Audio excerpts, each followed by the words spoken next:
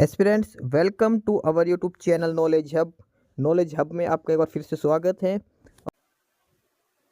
Students, Haryana group D exam की test series में आज हम प्रैक्टिस टेस्ट नंबर 5 करने वाले हैं।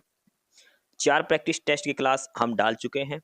नॉलेज हब पर सारी क्लासेस अवेलेबल हैं। आज प्रैक्टिस सेट नंबर हम 5 करेंगे और जो प्रैक्टिस सेट हैं ये सारे HSSC के पैटर्न पर हैं, यानी जो आपका पेपर आएगा ग्रुप डी का उसी पैटर्न पर हमने ये प्रैक्टिस सेट तैयार किया है। इससे पहले हमने ग्रुप सी के पेपर की भी क्लासेस ली थी और सेम पेपर वही आया था। आधे से ज़्यादा कंटेंट यानी कि 99% कंटेंट हमारी क्लासेस का आया था, जो प्रैक्टिस सेट हमने तैयार कर रखे हैं। ये जो प्रैक्टिस सेट तैयार किए हुए ये है आर्यभट्ट एकेडमी के। आर्यभट्ट एकेडमी द्वारा टेस्ट सीरीज तैयार की गई है। ये उनके हेल्पलाइन नंबर हैं, आप यहाँ पर कॉन्टैक्ट कर सकते हैं कोचिंग वगैरह की जानकारी के लिए। हरियाणा ग्रुप डी एग्जाम के लिए प्रैक्टिस सेट नंबर 5 आज इस क्लास में हम करने वाले हैं। टोटल 100% इस क्लास में हम करेंगे और सभी पर्सन का डिटेल में सॉल्यूशन हम करेंगे। वन बाय वन सारे क्वेश्चन आपको समझाए जाएंगे। इसके अलावा अगर आपको किसी क्वेश्चन को कोई डाउट हो तो आप कमेंट बॉक्स में कमेंट करके पूछ सकते हो। क्लास की PDF के लिए आपको डिस्क्रिप्शन बॉक्स में टेलीग्राम चैनल का लिंक दिया मिलेगा। टेलीग्राम चैनल का लिंक मिलेगा नॉलेज हब 7900 के नाम से। नॉलेज हब टेलीग्राम चैनल आप ज्वाइन कर लेना, वहाँ पे इस क्लास की PDF मिलेगी। इसके अलावा और भी काफ़ी सारा स्टडी मटेरियल आपको वहाँ पर मिलने वाला है। हर सब्जेक्ट की अलग अलग PDF वहाँ पर डाल रखी है नॉलेज हब पे। तो हरियाणा CET ग्रुप डी के लिए प्रैक्टिस सेट नंबर 5 आज हम शुरू करते हैं और वन बाय वन सारे सब्जेक्ट जो हैं उनके क्वेश्चंस इसके अंदर दिए गए हैं सीक्वेंस में। जैसे पहले रीजनिंग का, फिर mathematics, Hindi, English, GK, Haryana GK, general science, सारे के सारे पर्सन मिलाकर टोटल 100% से प्रैक्टिस सेट तैयार करा गया है। तो फटाफट से अब ये प्रैक्टिस सेट हम देखते हैं इसमें। तो पहला पर्सन है प्रैक्टिस सेट नंबर 5 का, जो कि रीजनिंग का है। शुरू में 10% अब ये रीजनिंग के आएंगे। इसमें दिया है कि दिए गए शब्दों की एक तर्क संगत अनुक्रम में व्यवस्था कीजिए। ये शब्द दे रखे अलग अलग, कपड़ा, बीज, हथकरघा, कपास और कमीज। इनको एक सीक्वेंस में बनाना है, मीनिंगफुल सेंटेंस बन जाए, जिससे कि इसका मीनिंगफुल अर्थ निकले। देखो, सबसे पहले हम क्या करते हैं, बीज बोएंगे। बीज बोते ही क्या निकलेगी, कपास का बीज बो दिया, कपास हो गई। कपास से क्या बनेगा, हथकरघा वहां पे जाएगा। भाई जहाँ पे कपड़े बनते हैं हथकरघा उद्योग में, वहां पे जाएगा कपड़े का धागा। उससे क्या बनेगा, हथकरघा उद्योग के बाद कपड़ा बनेगा और कपड़े से क्या बनेगी, कमीज बनेगी। ये एक सीक्वेंस बनेगी। पहले बीज, फिर चौथे नंबर पर कपास, फिर तीसरे नंबर पर हथकरघा, फिर पहले नंबर पर कपड़ा और पांचवें नंबर पर कमीज। ये सारा का सारा कमीज बनाने का प्रोसेस है। भाई पहले बीज लेके आए, उससे कपास उगाई, कपास से जो रुई मिली उसको हथकरघा उद्योग में वहां पर भेजा, हथकरघा यानी कि हैंडलूम में। वहां के बाद इससे कपड़ा बना, क्लॉथ, और उस कपड़े से क्या बनी, कमीज बनी है। 2 4 3 1 5, 2 4 3 1 5, ये ऑप्शन बी इसका उत्तर हो जाएगा पहले प्रश्न का।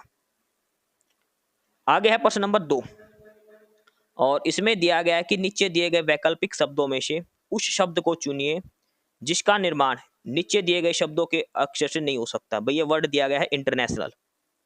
इंटरनेशनल में जो वर्ड दिए गए हैं, जो लेटर दिए गए हैं, INTER, NATI, इनसे कौन सा एक वर्ड है जो नहीं बनाया जा सकता। जैसे एल्टर, ए भी है, एल भी है, टी भी है, ई भी है और आर भी है, एल्टर बन गया। टोनर, टी भी है, ONER, टोनर भी बन गया। लेटर LATER भी है। अटर, यू नहीं है भाई इसके अंदर, तो इसका मतलब कौन सा वर्ड नहीं बना सकते, अटर वाला। ऑप्शन डी उत्तर हो जाएगा। भाई 4 ऑप्शन दे रखे, उसमें से वो एक वर्ड देखना है जिसका कोई भी एक ऐसा लेटर जिस इसमें नहीं है। जैसे इसके अंदर TTER तो, लेकिन यू नहीं है। इस इंटरनेशनल में यू नहीं है, तो हम ये वर्ड नहीं बना सकते। ऑप्शन डी उत्तर हो जाएगा प्रश्न नंबर 2 का। तीसरा प्रश्न है, जो निरक्षरता का जो संबंध शिक्षा से है, तो सुखा का संबंध किससे होगा, ये बताना है। भाई निरक्षर है, निरक्षरता का उल्टा क्या होता है, साक्षरता। साक्षर हो गए, भाई निरक्षर मतलब अनपढ़, साक्षर मतलब पढ़ा लिखा, वो क्या होगा, शिक्षा से पढ़ा लिखा बनेगा। शिक्षा चाहिए ना भाई साक्षर को। तो ऐसे ही सूखा, सूखे का क्या मतलब हो गया, सूखा करना। भाई सूखा पड़ गया तो इसका मतलब किसी वहां पर क्या होना चाहिए, नमी होनी चाहिए, गिला होना चाहिए। अब नमी या गिला किससे होएगा, वो होएगा बारिश से। किससे होएगा, बारिश से। कुआं है, कुआं का तो कोई मतलब ही नहीं है, कुआं तो गहराई में चला गया, कुआं से थोड़ी ना सूखा वो गिलापन होएगा। नदी है, वो तो अपनी जगह बहेगी, उसका कोई मतलब नहीं है इस चीज से। ठीक है, तो जो सूखा है वो किससे दूर होता है? बारिश से। कई बार आपने देखा हो इलाके में सूखा पड़ गया, फिर भारी बारिश हुई और सारा सूखापन दूर हो गया, तो ये बारिश से सूखा दूर होता है। ऐसे जैसे हम शिक्षा ग्रहण करते तो निरक्षरता दूर होती है, अनपढ़ता दूर होती है, इस हिसाब से करना है। तो इसका ऑप्शन ए उत्तर हो जाएगा प्रश्न नंबर 3 का। अगला दिया है प्रश्न नंबर 4। अब इसमें क्या सीक्वेंस दी है? ये जो वर्ड दिया है ना पहले EYBRD, इससे बना दिया ये VBYIW। दूसरा दिया है ये IJKBC और इसका बना दिया ZQPYQ। तो ऐसे ही JEWAD का क्या बनेगा ये आपको इसमें बताना है। JEWAD का इसका क्या बनेगा ये आपको बताना है। अब एक चीज ध्यान से देखो, बिल्कुल पैटर्न में देखो एक बार हल्का सा। E का उल्टा क्या होता है? V, Y का उल्टा W, B का उल्टा Y, R का उल्टा I, D का उल्टा W। एक दूसरे के उल्टे दे रखे हैं, पहले का उल्टा Z, J का उल्टा Q, K का उल्टा P, B का उल्टा Y, C का उल्टा X। तो ऐसे ही JEWD का क्या बनेगा? तो J का उल्टा क्या बनेगा? Q। अब देखो इसमें एक ही ऑप्शन में Q दे रखा, तो आपको बाकी आगे बना के भी देखने की जरूरत नहीं पड़ेगी। वैसे तो देख लो, J का उल्टा Q, E का उल्टा V, W का उल्टा D, A का उल्टा Z, D का उल्टा W। ऑप्शन डी उत्तर हो जाएगा। जो ये वर्ड दे रखे हैं इनका उल्टा दे रखे हैं लेटर्स का, ठीक है। ऑप्शन डी इसका उत्तर हो जाएगा प्रश्न नंबर 4 का। प्रश्न नंबर 5 दिया है और प्रश्न नंबर 5 में क्या है? 11 का संबंध 82 से है, 17 का संबंध 124 से है, तो 14 का संबंध किससे होगा ये बताना है। ये जो क्वेश्चन मार्क है ना ये बताना है। 11 और 82 के बीच में क्या रिलेशन है पहले तो ये बताओ। 17 और 124 के बीच में क्या रिलेशन है ये बताना है आपको, ठीक है। जो 11 और 82 के बीच में क्या संबंध है? अब देखो 11 के पहाड़े में 82 क्या आएगा? 11 7 77, 11 7 77 प्लस में 5 करेंगे तो 82 आएगा, या फिर 11 8 88 उसमें से 6 घटाएंगे। दोनों में से एक पैटर्न लगेगा, या तो इसका 7 गुणा करके 5 जोड़ दो या इसका 8 गुणा करके 6 घटा दो। अब ये पैटर्न इसमें तो लग गया। अब इसमें देखो 17 वाले में 17 को 7 से गुणा करो पहले, ठीक है। 17 को 7 से गुणा करो, 17 7 119, 119 में 5 जोड़ेंगे कितना बनेगा? 124, बिल्कुल सही। अगर 17 को 8 से गुणा करेंगे कितना बनेगा? 136, उसमें से 6 घटाएंगे तो 130 बनेगा, 124 नहीं बनेगा। इसका मतलब ये ऊपर वाला पैटर्न नहीं लगेगा। इसका 8 गुणा में से 6 नहीं घटेगा, इसके 7 गुणा में 5 जोड़ रखा है। जो पहले जो संख्या है 11, इसका 5 गुणा ना सॉरी इसका 7 गुणा फिर इसमें 5 जोड़ के 82 बन गया। सेम पैटर्न इसमें है। 17 का 7 गुणा कर दिया 119 और 5 जोड़ दिया 124। अब ऐसे 14 का करना है, तो 14 का 7 गुणा करो, 14 7 98, 98 में 5 जोड़ दो, 98 और 5 कितना आ गया? 103। ऑप्शन दिया 103, बिल्कुल ऑप्शन बी उत्तर हो जाएगा 103। पहले वाले नंबर का 7 गुणा प्लस में 5, ये करना आपको। अगला है प्रश्न नंबर 6 और इसमें भी एक मीनिंगफुल जो मतलब निकले उसके हिसाब से ये एडजस्ट करना है, ठीक है। जो एक तार्किक जो एक सही अर्थ निकले इसका उसमें आपको ये अरेंज करने हैं, जो प्रॉपर इसका सही उत्तर निकले। जैसे कोर, एटमॉस्फेयर, यूनिवर्स, सरफेस और गैलेक्सी, ठीक है। अब इसमें देखो ब्रह्मांड तो सबसे बड़ा हो गया। सबसे बड़ा क्या है इसमें? ब्रह्मांड हो गया। एक ब्रह्मांड के अंदर क्या होते हैं? आकाश गंगाएं होती हैं बहुत सारी। क्या होते हैं ब्रह्मांड के अंदर? आकाश गंगाएं होती हैं, ठीक है।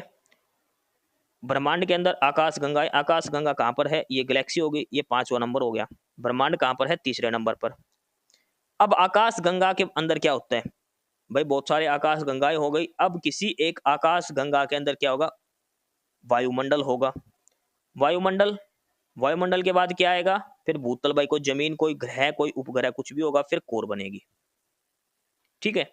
एक ग्रह का हिस्सा दिखा रखा है, ग्रह का जो कोर पॉइंट होता है उससे वायुमंडल, वायुमंडल के बाहर जाके ना सॉरी भूतल बनेगा, फिर भूतल से वायुमंडल, वायुमंडल से आकाशगंगा, आकाशगंगा से ब्रह्मांड बनेगा। ऑप्शन बी उत्तर हो जाएगा 1 4 2 5 3। आगे है प्रश्न नंबर 7। यूरो का संबंध फिनलैंड से है, तो लारी का संबंध किससे है? यूरो का संबंध फिनलैंड से है, तो लारी का संबंध किससे है? भाई यूरो क्या है? एक मुद्रा है, किसकी? फिनलैंड देश की। तो लारी किस देश की मुद्रा है ये आपको याद होना चाहिए, और ये होते जॉर्जिया की। लारी किस देश की मुद्रा है? जॉर्जिया की। ऑप्शन डी उत्तर हो जाएगा। लारी किस देश की मुद्रा है? जॉर्जिया की। प्रश्न नंबर 8 है कि एक तस्वीर की ओर इशारा करते हुए सविता कहती है कि वह मेरे दादा के इकलौते पुत्र का पुत्र है। अब देखो, सविता ने कहा कि वह मेरे दादा यानी कि सविता का दादा हो गया के इकलौते पुत्र, तो सविता के दादा का इकलौता पुत्र यानी कि उसका बाप ही तो हो गया भाई। उसके दादा की एक ही संतान थी तो उसका बाप ही तो होगा, पुत्र है तो। उसके बाप का भी पुत्र बताया है, पुत्र का पुत्र यानी कि उसके बाप का पुत्र कौन हो गया? उसका भाई हो गया। समझ गए भाई, दादा के इकलौती संतान तो बाप ही होगा दादा की संतान तो। अब बाप का पुत्र तो अपना भाई हो गया, तो वह सविता से कैसे संबंधित हो? क्या हो गया? सविता का भाई हो गया। क्या कहलाएगा? वो सविता का भाई कहलाएगा। ऑप्शन ए उत्तर हो जाएगा। प्रश्न नंबर 9 दिया है, दिए गए समूह को बाएं से दाएं, ये बाएं है और ये दाएं, ऐसे ऐसे कितने व्यंजन हैं जिनके बाद एक स्वर आता है? इंग्लिश की बात हो रही है। वोवल कितने हैं? 5। ए ई आई ओ you. A E I O you के अलावा जितने भी एबीसीडी के अक्षर बच गए हैं, जो 21 है टोटल, 21 कॉन्सोनेंट है, 5 वोवल, टोटल 26 है।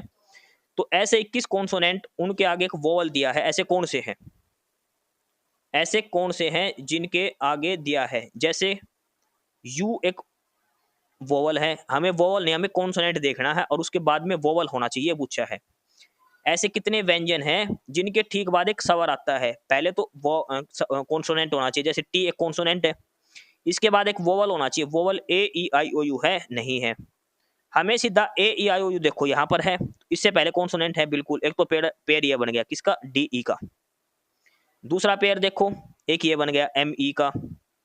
तीसरा पेयर देखो, एक ये बन गया जी ओ का, क्योंकि ओ स्वर है, इससे पहले कॉन्सोनेंट हो गया जी ओ। एक बन गया ये एस ए का। ऐसे कितने व्यंजन हैं जिनके बाद में ठीक स्वर है? तो ऐसे 4 ही व्यंजन हैं, 4 ही ऐसे व्यंजन हैं। तो क्या उत्तर आएगा? ऑप्शन सी उत्तर आएगा। देखो इंग्लिश में ध्यान रखना, कॉन्सोनेंट ये सारे हैं, T R M T D G M, ये सारे कॉन्सोनेंट हैं। और इसके तुरंत बाद वोवल होना चाहिए। वोवल कौन सा है? ए ई आई ओ यू, इन 5 में से कौन सा है? टी के बाद आर, ये तो कॉन्सोनेंट ही हो गया, आपस में नहीं आएगा। टी के बाद 3, ये तो नहीं करना। एम के बाद @ ये भी नहीं लेना। डी के बाद ई, ये लेना है। समझ गए कैसे? क्योंकि डी कॉन्सोनेंट है और ई वोवल है। ऑप्शन सी उत्तर हो जाएगा इसका। प्रश्न नंबर 10 है, निम्नलिखित श्रृंखला में कितनी बार संख्या 8 के बाद संख्या 4 नहीं आती है लेकिन उससे पहले संख्या 5 आती है? देखो इसमें 8 कितने हैं? 1 2 3 4 5 और 6 बार 8 है। इसने पूछा कि ऐसे कितने 8 हैं जिससे पहले तो 5 है लेकिन यहाँ पर 4 नहीं होना चाहिए। कहने का मतलब है कि 58 बनना चाहिए, उसके बाद 1 भी हो सकता है, यहाँ पे 2 भी, 3 भी, 5 भी, कुछ भी हो सकता है, लेकिन यहाँ पर 4 नहीं होना चाहिए। अब देखो पहले वाला 8 ये है, इसमें 5 8 और 8 के बाद 2 दे रखा, मतलब एक तो ये हो गया हमारा। दूसरा ये है 5 8 और 8 के बाद 1 है, 8 के बाद 4 नहीं होना चाहिए, ये भी हो गया। तीसरा ये देखो 5 8 8 के बाद 3 है, ये भी हो गया। ये देखो 5 8 8 के बाद 6 है, ये भी हो गया। ये नहीं लेना 5 8 और 4, क्योंकि 8 के बाद 4 है, 4 वाला हमने नहीं लेना। लेकिन लास्ट वाला हम लेंगे 5 8, 8 के बाद देखो 4 नहीं होना था, मतलब कुछ भी नहीं, तो ये भी लेंगे। 8 से पहले 5 होना चाहिए, इसके कहने का मतलब ये है 4 नहीं होना चाहिए, तो 4 तो है ही नहीं। 1 2 3 4 और 5, कितने 8 है ऐसे जिससे पहले 5 है और बाद में 4 नहीं है? 5 है ऐसे। ऑप्शन ए उत्तर हो जाएगा। अब आगे है प्रश्न नंबर 11 और यहां से हमारा गणित शुरू होता है। ठीक है, इस क्लास की पीडीएफ के लिए आपको डिस्क्रिप्शन बॉक्स में टेलीग्राम चैनल का लिंक मिलेगा, नॉलेज हब 7900 करके आपको टेलीग्राम चैनल ज्वाइन करना है नॉलेज हब का। ऐसे लिखा मिलेगा नॉलेज हब 7900, आपको टेलीग्राम ज्वाइन करें ना, पीडीएफ मिलेगी, काफी सारा स्टडी मटेरियल आपको वहां पर मिलने वाला है। तो प्रश्न नंबर 11 और ये गणित का पहला सवाल है हमारे पास। इस सवाल में क्या दिया है कि 4 संख्याओं का औसत 20 है। 4 संख्याओं का औसत कितना है? 20 है। और पहली संख्या शेष 3 संख्याओं के योग का 1/3 है, तो पहली संख्या क्या होगी? देखो 4 संख्याओं की औसत दे दिया इसने। ठीक है, 4 संख्याओं का औसत कितना दे दिया? 20 दे दिया। तो टोटल कितना हो जाएगा इनका? भाई औसत अगर 20 है तो टोटल चारों संख्याओं का योग कितना हो जाएगा? 80 हो गया। 4 संख्याओं का जोड़ कितना हो गया? 80 हो गया। अब इसने कहा कि जो पहली संख्या है वो तीन संख्याओं के योग का 1/3 है। पहली संख्या जो है वो तीन संख्याओं के योग का 1/3 है। हमने मान लिया चार संख्याएं थी, ए, बी, सी और डी। इन चारों का जोड़ कितना आ गया? 80 आ गया था भाई। एवरेज 20 है तो चार संख्याओं का जोड़ कितना हो गया? A plus B plus C plus D बराबर 20 गुणा 4 80। इसने एक चीज कही है कि जो पहली संख्या है वो तीन संख्याओं का जोड़ B plus C plus D, इन तीनों संख्याओं के जोड़ का 1/3 है, यानी कि इन तीनों को जोड़ का तीसरा हिस्सा है, 1/3 हिस्सा है। ये इसने कहा है। ए का मान क्या है? B plus C plus D बटे 3। इसने मान किसका पूछा? पहली संख्या का, यानी कि ए का ही मान इसने पूछा है। अब ये ऊपर वाला देखो, A plus B plus C plus D, ये किसके बराबर था? 80 के बराबर था। यहां से अगर हम ए का B plus C plus D का मान निकालेंगे, क्योंकि यहाँ पर B plus C plus D का तो तीसरा हिस्सा लेना है, तो यहां से B plus C plus D कितना आएगा? माइनस ए आ जाएगा। ये ए इधर आके माइनस हो जाएगा, तो इधर क्या बचेगा? ऊपर B plus C plus D बराबर 80 माइनस ए बच गया। क्या बच गया? B plus C plus D बराबर 80 माइनस ए। और इधर हमारा क्या था? जो ए दे रखा है वो क्या है? B plus C plus D by 3। B plus C plus D की जगह कितना रखना है? 80 माइनस 3 रखना है ना, 80 माइनस ए। तो 80 माइनस ए बटे 3 किसके बराबर है? ये ए के बराबर है। 3 इधर गुणा करेंगे कितना आ जाएगा? 3a बराबर 80 माइनस ए। ए इधर आके क्या हो जाएगा? प्लस में ए। 3a प्लस ए कितना हो जाएगा? 4a, यानी कि 4a का मान कितना दे दिया? 80। ए का मान करेंगे तो 4 से भाग दे दो, 80 बटे 4 कितना आ जाएगा? 20। 80 बटे 4 करेंगे तो 20। ऑप्शन बी उत्तर आ जाएगा। जो जो बात इसमें दे रखी है वैसे ही करना है। सबसे पहले तो a plus B plus C plus D चारों का जोड़ दे रखा है 20 गुणा 4 80, क्योंकि ये औसत है 20, तो इनका टोटल जोड़ कितना हो जाएगा? 20 गुणा 4 80 हो जाएगा। ऐसे करना आपको। तो पहली संख्या कितनी आ जाएगी? 20 आ जाएगी। अगला है सवाल नंबर 12। सवाल नंबर 12 दिया है कि दो बराबर धनराशियों को क्रमशः 10% और 8% वार्षिक साधारण ब्याज पर एक समय के लिए उधार दिया जाता है। पहली धनराशि दूसरी धनराशि से 2 साल पहले ही प्राप्त हो जाती है और प्रत्येक मामले में धनराशि 36,900 रुपए है। तो वो धनराशि बताओ। भाई देखो, पहली धनराशि मान के चलिए 10% पे दी गई है, दूसरी 8% पे दी गई है। इसने कहा है कि पहली धनराशि दूसरी धनराशि से 2 साल पहले ही प्राप्त हो जाती है। मतलब अगर दूसरी धनराशि मान के चलिए 10 साल के लिए दी गई है ना, तो ये 2 साल पहले, यानी कि ये 8 साल के लिए दी गई है। इन दोनों के बीच समय का अंतर 2 का है, ये ध्यान रखना है। ठीक है। लास्ट में इसने कहा कि इन दोनों का जो टोटल अमाउंट हो जाता है वो कितना हो जाता है? 36,900। ये मिश्र धन दिया गया 36,900। ठीक है। ब्याज प्लस में मूलधन जोड़ के 36,900 दे रखी है। ब्याज प्लस में मूलधन जोड़ के 36,900 दी गई है ये राशि। ठीक है। अब इसने देखो धनराशि दोनों बराबर ही थी भाई, धनराशि दोनों बराबर थी और दोनों ही धनराशि 36,900 रुपए में दोनों से मिलते हैं।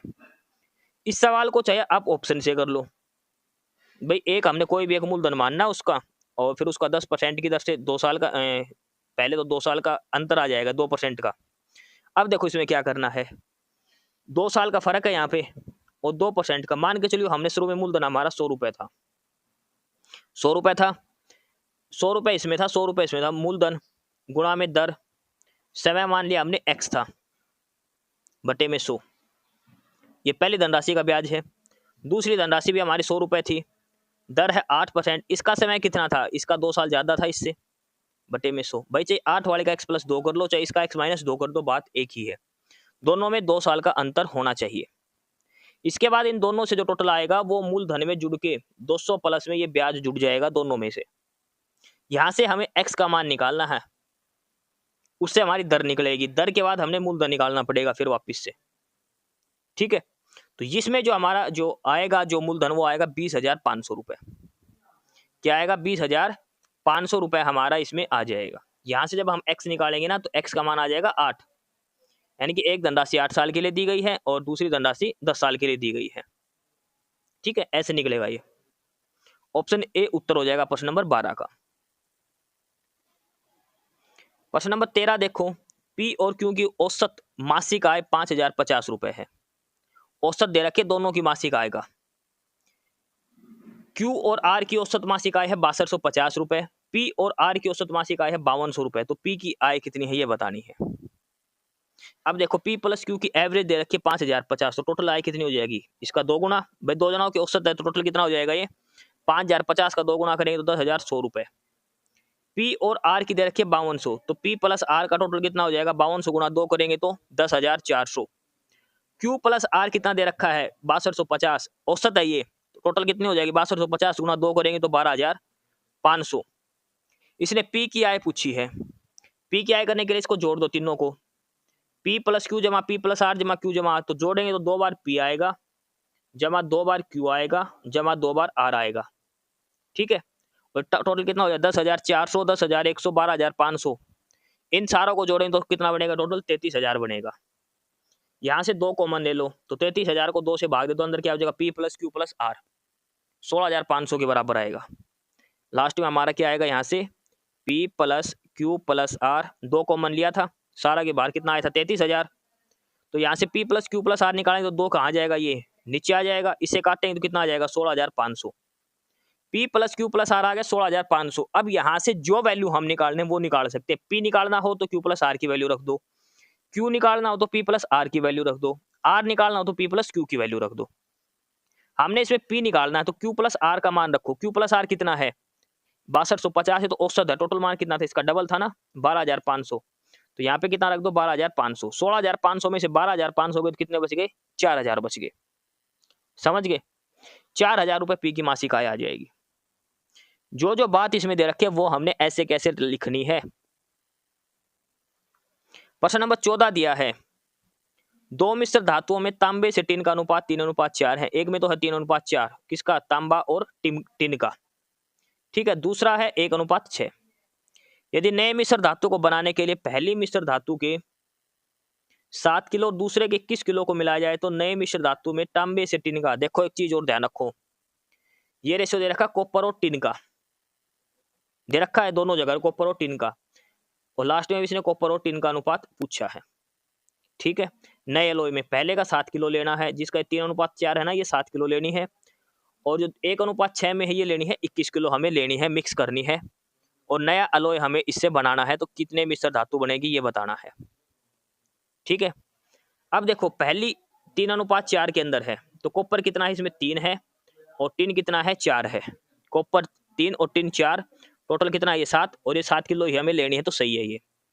भाई पहली में कॉपर और टिन का अनुपात कितना है 3:4, टोटल कितना आ गया ये 7 किलो, तो हमने 7 ही लेना, तो मतलब कॉपर 3 किलो हो गया, टिन 4 किलो हो गया। दूसरी मिश्र धातु में कॉपर और टिन का अनुपात कितना है 1:6, लेना कितना हमने 21 किलो, ये है कितना 7 किलो, कितना गुना लेना 3 गुना, तो इसका मतलब 3 से गुना करें 3:18, मतलब कॉपर 3 किलो लेना इसमें और टिन 18 है 21 किलो बनाने के लिए। इनको आपस में मिला किया तो नई मिश्र धातु में क्या अनुपात आएगा, अब इनको आपस में मिलाना है। अब आपस में मिलाएंगे तो इधर कॉपर कितना है 3, इसमें भी कॉपर कितना है 3, तो कॉपर कितना हो गया नई मिश्र धातु में 6 अनुपात, इसमें टिन कितना है 4, इसमें टिन कितना 18, 18 4 कितना आ गया 22, 6:22, 2 से काट दो 3:11, तो नए मिश्र धातु में तांबे और टिन का अनुपात क्या आ जाएगा 3:11 आ जाएगा। समझ गए, ये 3:4 है, 7 ही लेना, 7 ही दे रखा है, ये 1:6 ये कितना बन गया 7, लेकिन ये दे कितना रखा है 21, तो इसका 3 गुना करना है ना, तो ये भी 3 गुना हो जाएगा 3:18। कॉपर को कॉपर से जोड़ दो, टिन को टिन से जोड़ना है। अगला है सवाल नंबर 15, ए और बी एक काम को 45 रुपए में करते हैं। ए अकेला काम को 8 दिन में और बी अकेला 12 दिन में करता है। सी की सहायता से वे 4 दिन में काम समाप्त करते हैं, तो सी को कितने रुपए मिलेंगे ये बताना है। ठीक है, सी को कितने रुपए मिलेंगे ये आपको बताना है। अब जो पैसे मिलेंगे वो तो काम के हिसाब से मिलेंगे। ठीक है, ए एक काम को 8 दिन में, बी 12 दिन में करता है, तो टोटल ये दोनों अगर मिलके काम करें तो कितने दिन में करेंगे, 8 और 12 कैल्शियम कितना हो जाएगा 24, 8 या 24, 12 दूनी 24, यानी कि टोटल 24 यूनिट काम है। ए की क्षमता 3 है, बी की क्षमता 4 है, इस क्षमता से ये काम करते हैं इतने दिन में, इनको टोटल रुपए मिलते हैं 4500 रुपए इस काम के, ए प्लस बी दोनों की क्षमता को मिलाकर। ठीक है भाई, 8 और 12 दिन में काम करते। अब इसने सी को जोड़ दिया इसके अंदर, सी को इन्होंने अपने काम में शामिल करवा लिया है। ए प्रतिदिन कितना यूनिट बनाएगा 3 यूनिट, बी कितने दिन बनाएगा प्रति यूनिट 4 यूनिट, नहीं सॉरी, 12 दूनी 24, 2 यूनिट बनाएगा भाई यहाँ पे। बी कितना बनाएगा, 2 यूनिट, 24/5 बनेगा ये। ए 3 यूनिट बनाएगा प्रतिदिन और बी बनाएगा 2 यूनिट। ठीक है, अब इन्होंने क्या किया, सी की सहायता से काम 4 दिन में खत्म हो जाता है। भैया अगर टोटल 24 काम था हमारा और 4 दिन में काम खत्म हो रहा, तो इसका मतलब टोटल कितना हो गया, 6 यूनिट काम हो गया। ए करता है 3 यूनिट, बी करता है 2 यूनिट, तो सी कितना करेगा, 1 यूनिट करेगा, करेगा ना। तो टोटल 6 यूनिट का 4500 रुपए है, तो एक का मान निकालना है।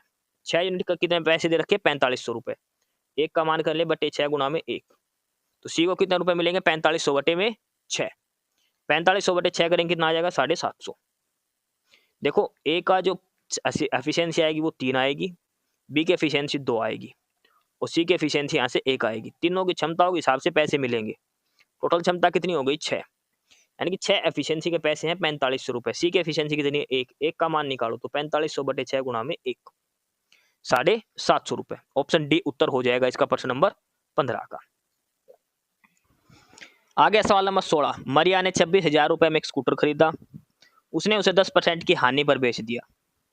उस धनराशि से उसने एक स्कूटर और खरीदा, उसे 20% लाभ पर बेच दिया, कुल लाभ या हानि बताओ। देखो लगातार पहले 10% की हानि पर, फिर 20% लाभ पर। अब इसका सॉल्यूशन देखिएगा डिटेल में। सवाल नंबर 16 का जो सॉल्यूशन है वो देखो आप। देखो स्कूटर का पहले जो मूल्य दिया है वो दिया 26,000 रुपए।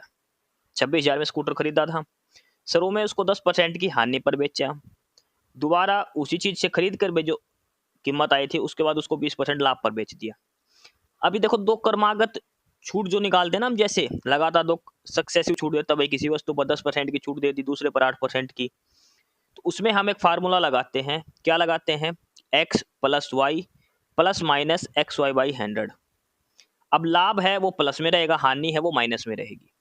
ठीक है, x + y + -xy / 100 ये फार्मूला लगता है। यहाँ माइनस क्यों दे रखा है, क्योंकि एक हानि ले रखी है, हानि माइनस में तो यहाँ पे माइनस आ जाएगा। ठीक है, अब प्रारंभिक मूल्य दे दिया उसका, यानी कि शुरू में क्रय मूल्य कितना था, 26,000 रुपए। शुद्ध अब प्रभाव कितना पड़ेगा भाई, ओवरऑल उसको लाभ होगा या हानि, ये देखो 10% की हानि थी, हानि माइनस में, प्लस लाभ 20 में, -10 गुणा 20। यहाँ पे प्लस लगा लो तो ये माइनस का 10 गुणा में 20, ऐसे कर लो, ऐसे समझ में आ जाएगा। x + y + xy / 100 का फार्मूला है, तो ये 10 है, ये माइनस का है, तो इसलिए यहाँ पे माइनस बन जाएगी। ठीक है, -10 + 20 करेंगे कितना बचेगा, 10, प्लस ये 20 गुणा 10 करेंगे तो माइनस का 200 बटे में 100, 2 जीरो से 2 जीरो कट गई, ये कितना आएगा, -2, 10 - 2 गए तो 8%। अब ये देखो 8% प्लस में 8 बच गए। अगर ये माइनस का 8 बचता तो इसको मतलब 8% की इसकी हानि हुई है, प्लस का 8 बचा यानी कि लाभ, क्योंकि हानि हम हमेशा माइनस में लेते हैं। हानि हो या छूट हो वो हमेशा माइनस में ली जाती है, लाभ हमेशा प्लस में लिया जाता है। तो इसका मतलब 26,000 रुपए क्रय मूल्य पर 8% का इसको ओवरऑल लाभ हुआ है कुल मिलाकर। तो इसका लाभ पूछा कितने रुपए का लाभ हुआ है, तो 26,000 का 8% निकालना है और वो आएगा 2,080 रुपए। ठीक है, तो इसको ओवरऑल लाभ कितना हुआ है, 2,080 रुपए का लाभ हुआ है। एक तो तरीका ये है। दूसरा क्या है भाई, 26,000 10% हानि पर बेच दिया तो कितने में बेचेगा, 90% पे बेच दिया। इस कीमत में नई चीज खरीद के उसको 20% लाभ पर बेच दिया, कितने पर बेचेगा, 120/100। 1 जीरो से 1 जीरो, 3 जीरो से ये 3 जीरो कट गई, कट गई। 12 गुणा 9, 12 नियमा 108, 1 जीरो के 1 जीरो, 1080 को 26 से गुणा करो। 1080 को 26 से गुणा करेंगे तो हमारा वैल्यू आएगी 28,080 रुपए, 28,080। इसका मतलब है कि 26,000 की चीज लास्ट में उसने 28,080 में बेची, तो लाभ कितना होगा, 28,080 में से 26,000 घटाएगा तो कितना बचेगा, 2,080 रुपए बचेंगे।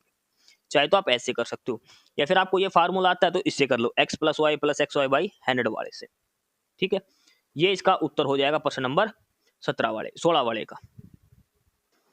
सवाल नंबर 17 दिया है कि ए और बी एक काम को 40 दिन में करते हैं, बी और सी मिलकर उसको 60 दिन में, ए जमा बी जमा सी मिलकर उसको 30 दिन में करते हैं, तो बी अकेला एक तिहाई भाग कितने दिन में करेगा। पहले तो ये निकालो कि बी अकेला उस काम को कितने दिन में करेगा, समझ गए। उसका तीसरा हिस्सा कर दो, उतने दिन में उसका एक तिहाई काम करेगा। सबसे पहले हमें ये निकालना है कि बी अकेला उस काम को कितने दिन में पूरा करेगा, उसके बाद ये निकलेगा कि उसका एक तिहाई भाग कितने दिन में होगा। ठीक है, देखो प्रश्न नंबर 17 के सॉल्यूशन में क्या दिया, प्रश्न नंबर 17 में ए और बी काम करते 40 दिन में, बी और सी का 60 दिन का, ये इतना दिया था। इन तीनों का एलसीएम ले लो। इसके सॉल्यूशन थोड़ा बड़ा, इन तीनों का एलसीएम कितना आ जाएगा, 120। तो ए और बी की क्षमता कितनी आ जाएगी, 4 या 12, बी और सी की 6 दूनी 12, और ए प्लस बी प्लस सी की, इसको 30 से भाग देंगे, 3 चौक 12, ये क्षमता आ जाएगी। ए प्लस बी की क्षमता है 3, बी प्लस सी की क्षमता है 2, और ए प्लस बी प्लस सी की क्षमता कितनी है, 4। इन दोनों को जोड़ो, पहले वालों को, इन दोनों की क्षमता कितनी आ जाएगी, 5। लेकिन क्या बनेगा ये, ए प्लस बी प्लस सी, इन दोनों को जोड़ेंगे तब, ठीक है। यहां से हमें ए प्लस बी प्लस सी की क्षमता दे रखी कितनी, 4, तो यहां से ए प्लस बी प्लस सी की क्षमता 4 रखेंगे, तो एक बी तो बच जाएगा ना, 2 बार बी है, 4 जमा बी बराबर 5, तो बी की क्षमता कितनी आ जाएगी, 1 आ जाएगी। बी की क्षमता 1 है, टोटल काम है 120, तो 1 की क्षमता से कितना करेगा, 120/1, यानी कि बी काम को कितने दिन में पूरा करेगा, 120 दिन में पूरा करेगा बी अकेला। बी अकेला काम को कितने दिन में करेगा, 120 दिन में। ये हम जो सिंपल नॉर्मल तरीके से निकालते थे, 1/60 इनकी क्षमता निकाल के वैसे कर रखा है, और लास्ट में देखो यहां से यही आएगा, बी अकेला काम कितने दिन में करेगा, 120 दिन में। लेकिन उसने पूछा है कि बी द्वारा 40 दिन में क्या काम कितना है, टोटल काम 120 है, ठीक है। 40 दिन में कितना काम हो जाएगा, इसका 1/3 तो हिस्सा है, ठीक है। बी अकेले उस काम का 1/3 भाग कितने दिन में पूरा करेगा, 40 दिन में, ठीक है। कितना काम पूरा किया उसने, काम का 1/3 हिस्सा उसने पूरा किया है बी ने। ये इसका उत्तर हो जाएगा प्रश्न नंबर 17 का ऑप्शन सी। सवाल नंबर 18 दिया है कि दो संख्याओं के वर्गों के बीच का अंतर 240 है, वर्ग यानी कि उनके स्क्वायर कर दिया दोनों संख्याओं का। उनमें से एक का वर्गमूल 4 है, वर्गमूल का मतलब ये अनरूट कर देंगे भाई, कोई भी संख्या x उसका अनरूट 4 दे रखा है, तो x का मान यहाँ से सीधा 16 आ जाएगा। भाई किसका अनरूट करेगी, 4 आए, तो 16 का अनरूट 4 होता है। आगे बढ़ो, दूसरी संख्या का वर्ग बताओ, हमें दूसरी संख्या का स्क्वायर बताना है, ध्यान रखना संख्या नहीं उसका स्क्वायर बताना है, ठीक है। अब करो इसको सोल्व। प्रश्न नंबर 18 में दिया था भाई दो संख्याओं के वर्गों का अंतर है 240। अब हमने मान लिया कि एक तो संख्या थी X square minus Y square बराबर 240, ये दिया है।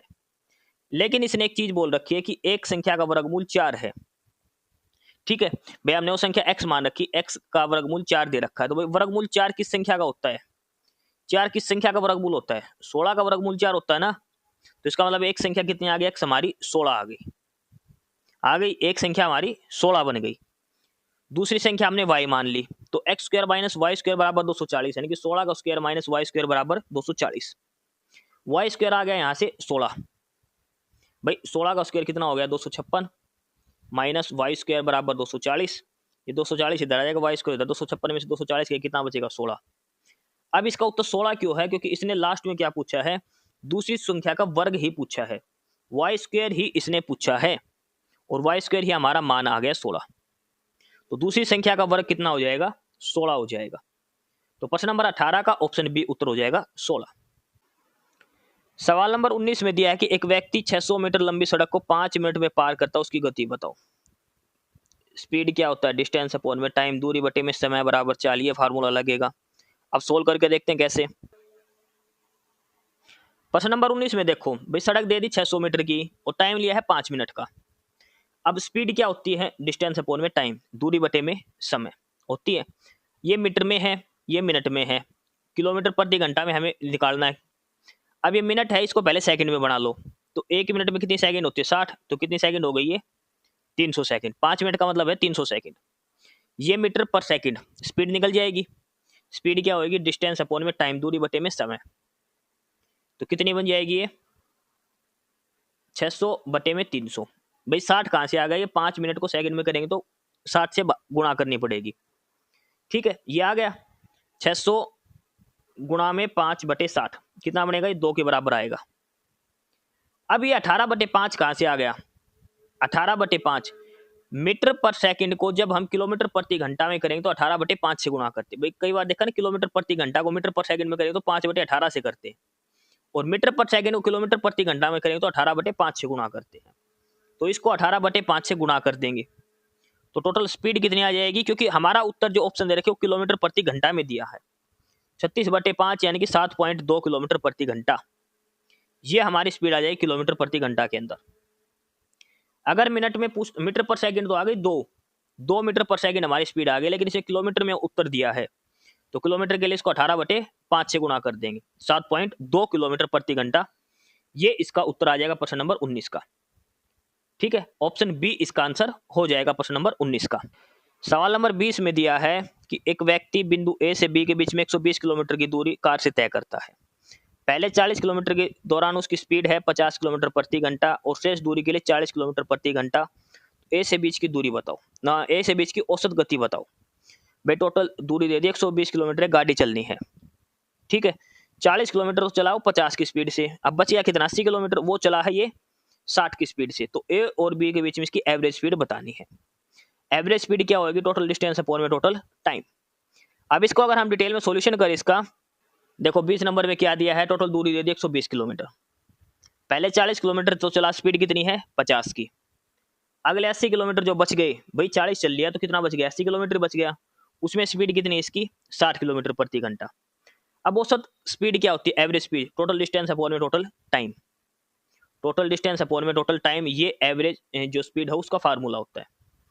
अब पहले 40 किलोमीटर को तय करने में कितना टाइम लगा इसको, 40/50 यानी कि 4/5 घंटा, ठीक है। 4/5 घंटे का समय लगा। कैसे लगा भाई, ये किलोमीटर है, ये स्पीड है, तो टाइम क्या होगा, देखो स्पीड होती है डिस्टेंस अपॉन में टाइम, तो टाइम क्या आएगा डिस्टेंस अपॉन में स्पीड। डिस्टेंस कितनी है 40, स्पीड कितनी है 50, 40/5 यानी कि 4/5 घंटा। इसमें टाइम कितना आ जाएगा 80 किलोमीटर 60 की स्पीड से, डिस्टेंस कितनी है 80/60, 8/6 घंटा यानी कि 4/3 घंटा। टाइम आ गया अलग अलग, पहले वाले से कितना आ गया 4/5 घंटा, दूसरे वाले से टाइम कितना आएगा 4/3 घंटा। फार्मूला ध्यान रखना, डिस्टेंस अपॉन में स्पीड का टाइम, ठीक है। यहाँ से अगर समय निकालेंगे तो समय ऊपर आ जाएगा, स्पीड नीचे आ जाएगी। ये तो हो गया हमारा टाइम। अब देखो इसके बाद औसत गति क्या होगी, एवरेज डिस्टेंस का फार्मूला कि एवरेज स्पीड का टोटल दूरी 120, टोटल टाइम 4/5 + 4/3। तो एवरेज स्पीड निकालनी है, 8 और 4 12 120, और कैल्शियम आ जाएगा 15 और ये जोड़ेंगे तो नीचे 32 आ जाएगा, यानी कि औसत गति कितनी आ जाएगी 56.25, ठीक है, जो दिया है ऑप्शन सी के अंदर। ऑप्शन सी 56.25 ये इसका आंसर हो जाएगा। एवरेज स्पीड टोटल आएगी इस पूरी यात्रा के दौरान, वो आएगी 56.25 किलोमीटर प्रति घंटा। ऐसे सवालों में यूनिट जरूर ध्यान रखनी है आपको, ठीक है। ये सवाल नंबर 20 का उत्तर हो जाएगा। सवाल नंबर 21 में दिया है कि एक शहर की जनसंख्या प्रतिवर्ष 10% बढ़ रही है। वर्ष के शुरू में यानी कि 1 जनवरी 2015 को इसकी जनसंख्या 8 लाख थी, तो 1 जनवरी 2018 को क्या होगी। देखो 10% तो बढ़ गई, लेकिन कितना समय दे दिया ये ध्यान देना है। 2015 से 2018 यानी कि कितना 3 साल का, हर साल 10% बढ़ेगी, यानी कि 10 से 11 होगी। तो 3 साल बाद इसकी जनसंख्या क्या होगी, ये सवाल इसके अंदर पूछा गया है। सवाल नंबर 21 में दिया है जनसंख्या 10% बढ़ जाती है, 8 लाख थी 10% बढ़ गई, ठीक है। 1 जनवरी 2018 को जनसंख्या क्या होगी, 8 लाख थी, इसका 110% होएगा। भाई 10% बढ़ने का मतलब क्या, 1/10 यानी कि 10 से 11 हो गई, 11/10 कर लो, चाहे 110/100 कर लो, बात एक ही है, ठीक है। 3 बार बढ़ेगी, 110/100 गुणा में 110/100 गुणा में 110/100, टोटल जनसंख्या बढ़ के कितनी हो जाएगी अब 10,64,800। पहले 8 लाख थी, लगातार 3 बार 10% के हिसाब से बढ़ी है। चाहे 11/10 कर लो भाई, 1 जीरो से 1 जीरो कट जाएगी, 11/10 ही है, 10% का मतलब होता है 10, 1/10, ठीक है। यह उत्तर आ जाएगा इस सवाल का ऑप्शन सी। सवाल नंबर 22 दिया है कि x एक काम को पूरा करने में y से 5 दिन अधिक और z से 9 दिन अधिक लेता है। x और y किसी काम को एक साथ उतने समय में कर सकते हैं जितने समय में z अकेला करता है। x उस काम को कितने दिन में समाप्त करेगा, यह बताना है कि x अकेला उस काम को कितने करेगा। x + y दोनों मिलाकर z के बराबर है, यह भी दिया है। x y से 5 दिन अधिक और z से 9 दिन कम लेता है। लास्ट में हमें बताना है कि x अकेला उस काम को कितने दिन में करेगा, ये हमें इसमें बताना है। देखो सवाल नंबर 22 में देखो थोड़ा सा इसमें कि x एक काम को पूरा करने में y से 5 दिन अधिक और z से 9 दिन अधिक लेता है, ठीक है। साथ में यह भी कहा था कि x और y किसी काम को उतने समय में कर सकते हैं जितने में z अकेला करता है। कहने का मतलब क्या है कि x + y की जो एफिशिएंसी है वो अकेले z की क्षमता के बराबर है। पहला तो ये है, इसे ध्यान रखनी है। x एक काम को पूरा करने में y से 5 दिन अधिक और z से 9 दिन अधिक समय लेता है, यानी कि x अगर कोई काम t समय में करेगा तो y उससे 5 दिन पहले करेगा और z उससे 9 दिन पहले। ये क्या मतलब है भाई, x y से 5 दिन अधिक लेता है तो y इससे 5 दिन कम ही तो लेगा, z से 9 दिन अधिक लेता तो z इससे 9 दिन कम ही तो लेगा, ठीक है। अब देखो इसमें भाई x द्वारा कोई भी काम पूरा करने के लिए कितना समय ले गया, t दिन ले लिए, तो x की क्षमता कितनी हो जाएगी 1/t। क्षमता क्या होती है, काम होता है उसका उल्टा। तो y कितने दिन में काम करेगा t-5 में, तो y की क्षमता हो जाएगी 1 - t/5। z की हो जाएगी t-9, तो z की क्षमता हो जाएगी 1/t-9। ये चीज समझने की बस इसमें मेन, और कुछ नहीं है भाई। x जो है y से 5 दिन फालतू लेता है, तो y x से 5 दिन कम लेगा ना। तो x अगर t दिन में काम करता है तो y 5 दिन कम में करेगा, और z 9 दिन कम में करेगा। और क्षमता हमेशा जो काम का जितने दिन काम होते हैं उसका उल्टा होती है क्षमता। तीनों की क्षमता आ गई 1/t, 1/t-5, 1/t-9। ये x y और z की क्षमता आ गई। लेकिन इसने साथ के साथ एक बात कही थी, हमने ऊपर देखी थी कि x प्लस वाई जो है वो z के बराबर है। तो x प्लस वाई की क्षमता जो है वो z के बराबर है। 1/t प्लस 1/t-5 बराबर 1/t-9। यहां से हमें t का मान निकालना है। ठीक है, टी का मान यहां से निकालना, हम ऑप्शन से कुछ वैल्यू पुट करेंगे तो इसके हिसाब से टी जो हमारा आ जाएगा वो 15 आ जाएगा। टी कितना आ जाएगा 15 आ जाएगा। टी 15 आने का मतलब भाई एक्स कितने दिन में काम करेगा 15 दिन में। एक्स करेगा 15 दिन में। वाई कितना दिन में करेगा, इससे 5 दिन पहले 10 दिन में। जेड इससे 9 दिन पहले कितना दिन में 6 दिन में। तीनों में से कोई भी पूछे वो निकाल सकते हैं। अब एक्स 15 दिन में, वाई 10 दिन में और जेड 6 दिन में काम करेगा। ठीक है, ये इसका उत्तर हो जाएगा तीनों का अलग अलग। एक्स का पूछा, एक्स आएगा 15 दिन में। ऑप्शन डी उत्तर हो जाएगा प्रश्न नंबर 22 का। ये डिटेल में सॉल्यूशन है जो आपको समझाया गया है। आगे सवाल नंबर 23। एक व्यक्ति अपने सामान को 15% के लाभ पर बेचता है। बेच दिया 100 की चीज 115 में। हाल ही में उसके सामान में क्रय मूल्य में 30% की कमी। भाई क्रय मूल्य में 30% की कमी यानी कि हानि कुछ भी मान लो, और विक्रय मूल्य में 29% की कमी हो गई। ठीक है, यानी क्रय मूल्य पर 30% का लॉस हो गया, यानी कि रेट कम हो गया, और विक्रय मूल्य पर 29% की। समझ गए। अब उसको टोटल लाभ कितना होगा, ओवरऑल लाभ आपको बताना है। यानी कि 100 रुपए की चीज पहले तो 115 में बेच दी, अब ये 30 की कमी हो गई यानी कि 70 रुपए की हो गई, और ये 115 वाली इसका कितना परसेंट 29 गया तो इसका 71% बचेगा। एक बार सॉल्यूशन देखिए, अगर इसका डिटेल में सॉल्यूशन देखेंगे। और एक चीज ध्यान रखना, इसके जो ऑप्शन है वो सारे पॉइंटों में दे रखे हैं। अब हमें अप्रोक्सीमेट आंसर निकालना है इसका। देखो सवाल नंबर 23 के सॉल्यूशन में देखो भाई, शुरू में 15% लाभ पे बेचा था। अब उसके बाद गया कि क्रय मूल्य पे तो कितना लॉस हो गया 30% का, और विक्रय मूल्य पर लॉस हो गया 29% का। ये कहा इसने भाई, शुरू में अगर 15% लाभ था, 100 रुपए हमने क्रय मूल्य मान लिया, 100 रुपए क्रय मूल्य मान लिया, तो विक्रय मूल्य शुरू में कितना हो जाएगा 115 रुपए। भाई 15% लाभ पर बेची है कोई चीज, तो 100 रुपए की चीज कितने में बिकेगी 115 में। इसने कहा है कि क्रय मूल्य पर 30% का मतलब जो लाभ 30% की हानि हुई है, तो क्रय मूल्य कितना बच जाएगा, 100 रुपए की चीज थी तो घटाने के बाद कितना बच जाएगा 70 रुपए बचेगा क्रय मूल्य, 30% की हानि। और ये कहा है कि जो नया विक्रय मूल्य है उस पर 29% की हानि हुई है। विक्रय मूल्य था कितना नया 115, इस पर 29% की हानि, तो कितना परसेंट बच गया 71 बटे में 100, कितना आएगा 81.65। ठीक है, हमने क्रय मूल्य 100 माना था, यहां पर हमने 100x मान के कर रखा था कि आप आसानी हो। अब इसने कहा कि नया लाभ परसेंट बताओ, नया लाभ प्रतिशत कितना होगा। तो नया विक्रय मूल्य आ गया 81.65 रुपए। ठीक है, और ये घटाने के बाद जो नया जो था पहले का जो विक्रय मूल्य था, ये घटने पर 30% का नुकसान होने पर वो था 70 रुपए। ठीक है, 81.85 में से 70 घटा दो बटे में 70। भाई विक्रय मूल्य माइनस क्रय मूल्य बटे में क्रय मूल्य, यही तो होगा। ये बटे में 100 गुणा में 100 करेंगे तो कितना परसेंट लाभ आएगा 16.64। और ऑप्शन के हिसाब से किसके बराबर है 16.8 के बराबर है। जो हमारे ऑप्शन दे रखे उसमें 16.8 दिया है, तो 16.8 इसका उत्तर हो जाएगा। विक्रय मूल्य पर 29% की हानि है और क्रय मूल्य पर 30% के नुकसान है। क्रय मूल्य 30% कम कर दिया गया है, ये कहा इसने।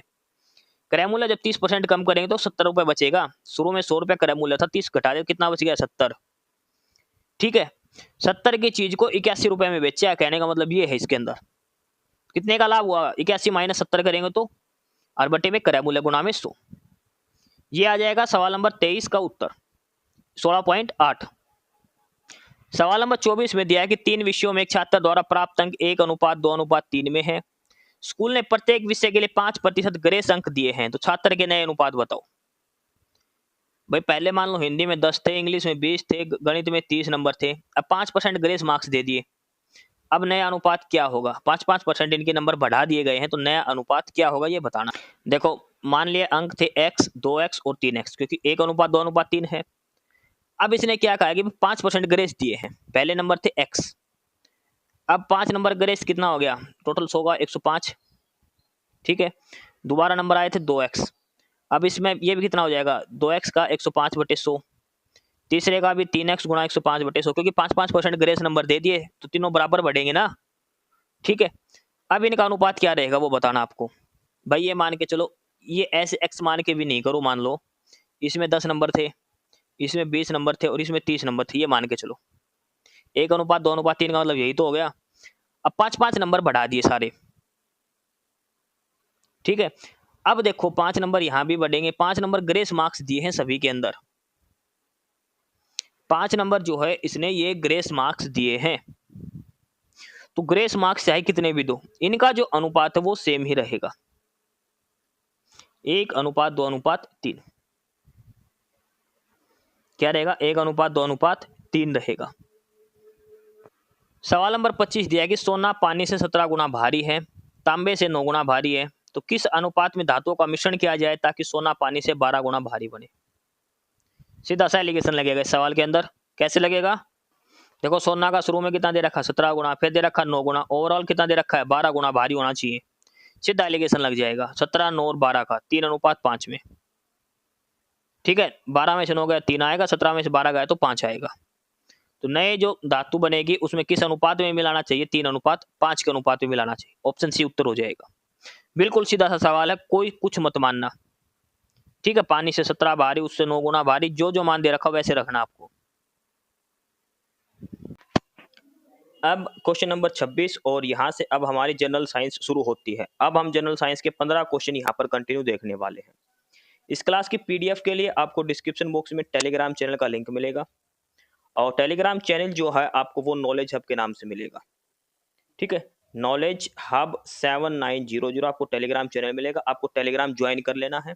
आपको काफ़ी सारा स्टडी मटेरियल वहाँ पर मिलेगा, बहुत सारी पीडीएफ मिलेगी आपको, हरियाणा जीके की, स्टैटिक जीके की, नेशनल जीके की, करंट अफेयर वगैरह मिल जाएंगे सारे के सारे, हिंदी इंग्लिश हर सब्जेक्ट हर टॉपिक की पीडीएफ आपको वहाँ पर मिलेगी, ठीक है। और जो पहली बार क्लासेस देख रहे हैं तो यूट्यूब पर भी नॉलेज हब को सब्सक्राइब जरूर कर लेना। तो अब हम ये जो प्रैक्टिस सेट नंबर 5 कर रहे हैं इसमें अब हम 15% देखेंगे जनरल साइंस के। तो जनरल साइंस का क्वेश्चन नंबर 26 पहला प्रश्न है इसमें, और वैसे सीरीज में 26 नंबर का है। ये एक कंपाउंड दे रखा है, इसका IUPAC नेम बताना है, आयुपैक नाम बताना है इसका, ठीक है। अब जो केमिस्ट्री है इसके अंदर आता है ये। अब देखो कितने कार्बन है पहले वो गिनो, 1 2 3 4 5, 5 है।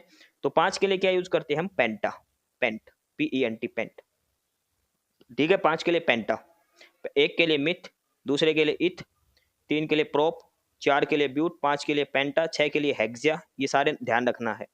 तो 5 कार्बन है। देखो जो IUPAC नेम है वो मेनली कार्बन के नाम पे ही दिया जाता है, कितने कार्बन है 5, तो पेंट हो गया, ठीक है। अब देखो डबल बॉन्ड, देखो सबसे पहले कहां पर है, डबल बॉन्ड पहले पर ही है ना, तो एक पर। अब देखो मिथ ANE INE और YNE ये 3 लगते हैं, ठीक है। तो डबल बॉन्ड है तो इस पे लगेगा इन, पेंट 1 इन, और चौथे पर ट्रिपल बॉन्ड है, डबल बॉन्ड है तो ये ट्रिपल बॉन्ड है ये, अच्छा डबल बॉन्ड है तो ये लगेगा आइन, पेंट 1 इन 4 इन, ठीक है। पेंट 1 इन 4 इन ये ही आएगा, क्योंकि यहां भी डबल बॉन्ड है और यहां भी डबल बॉन्ड है। अगर ट्रिपल बॉन्ड होती तो लगता आइन, डबल बॉन्ड के लिए इन लगेगा, ट्रिपल बॉन्ड के लिए आइन लगेगा। ऑप्शन ए उत्तर हो जाएगा, पेंट 1 इन 4 इन, इंग्लिश वाला बिल्कुल सही है इसका, ठीक है। ऑप्शन ए आंसर आ जाएगा इसका नाम। प्रश्न नंबर 27 दिया है, कांच बनाने के लिए उपयोग आने वाला प्रमुख घटक क्या है, मेन कंपोनेंट जो हम ग्लास बनाते, कांच बनाते उसमें क्या यूज होता है, sodium borate, sodium silicate, calcium silicate या फिर सिलिका। तो ग्लास बनाते हैं उसके लिए क्या प्रयोग करते हैं, सिलिका का प्रयोग किया जाता है, ऑप्शन सी इसका आंसर हो जाएगा। आगे देखो प्रश्न नंबर 28, निम्नलिखित जीवाश्म ईंधनों में से कौन सा स्वच्छतम ईंधन है, जो फॉसिल्स दे रखे, फॉसिल्स फ्यूल्स जीवाश्म ईंधन, ऐसा कौन सा जो क्लीनेस्ट, क्लीनेस्ट का मतलब क्या है कि जो सबसे कम प्रदूषण करता हो, कोयला है, नेचुरल गैस, पेट्रोल और डीजल। तो इनमें से जो सबसे शुद्ध है, मतलब शुद्ध का मतलब जो सबसे कम प्रदूषण फैलाता है, स्वच्छ है, वो कौन सा है, नेचुरल गैस, ठीक है। जैसे हम पेट्रोल या के जो कुएं होते हैं उनमें खोदते हैं तो उसमें ऊपर नेचुरल गैस आती है, और किससे बनी होती है ये? मीथेन की बनी होती है ये। सबसे कम प्रदूषण करती है नेचुरल गैस, तो ऑप्शन सी उत्तर हो जाएगा इसका। आंसर की में ऑप्शन डी दिया है जो गलत प्रिंट हो चुका है, आपको ऑप्शन सी याद करना, प्रश्न नंबर 28 का नेचुरल गैस। ठीक है, प्रश्न नंबर 28 का ऑप्शन सी आंसर हो जाएगा, नेचुरल गैस इसमें से सबसे स्वच्छतम फॉसिल फ्यूल है, जीवाश्म ईंधन है। अगला प्रश्न है प्रश्न नंबर 27, तापमान और दबाव की समान परिस्थितियों में सभी गैसों के समान आयतन में अणुओं की संख्या समान होती है, यह कौन सा नियम है भाई? अब देखो ये कुछ प्रश्न ऐसे जो इंग्लिश में समझ में आएंगे भाई। टेम्परेचर और प्रेशर कांस्टेंट दिया गया है, equal volume of all gases under the same condition of temperature and pressure contain the same number of molecules, ये कौन से लॉ में कही है, किसने कही है ये बात कि भाई टेम्परेचर और प्रेशर अगर सेम है किसी भी गैस का, सेम कंडीशन है, तो अगर उन गैसों का वॉल्यूम बराबर है तो उनके अंदर जो मॉलिक्यूल है, नंबर ऑफ मॉलिक्यूल्स, वो भी बराबर होंगे। ये कौन सा नियम है?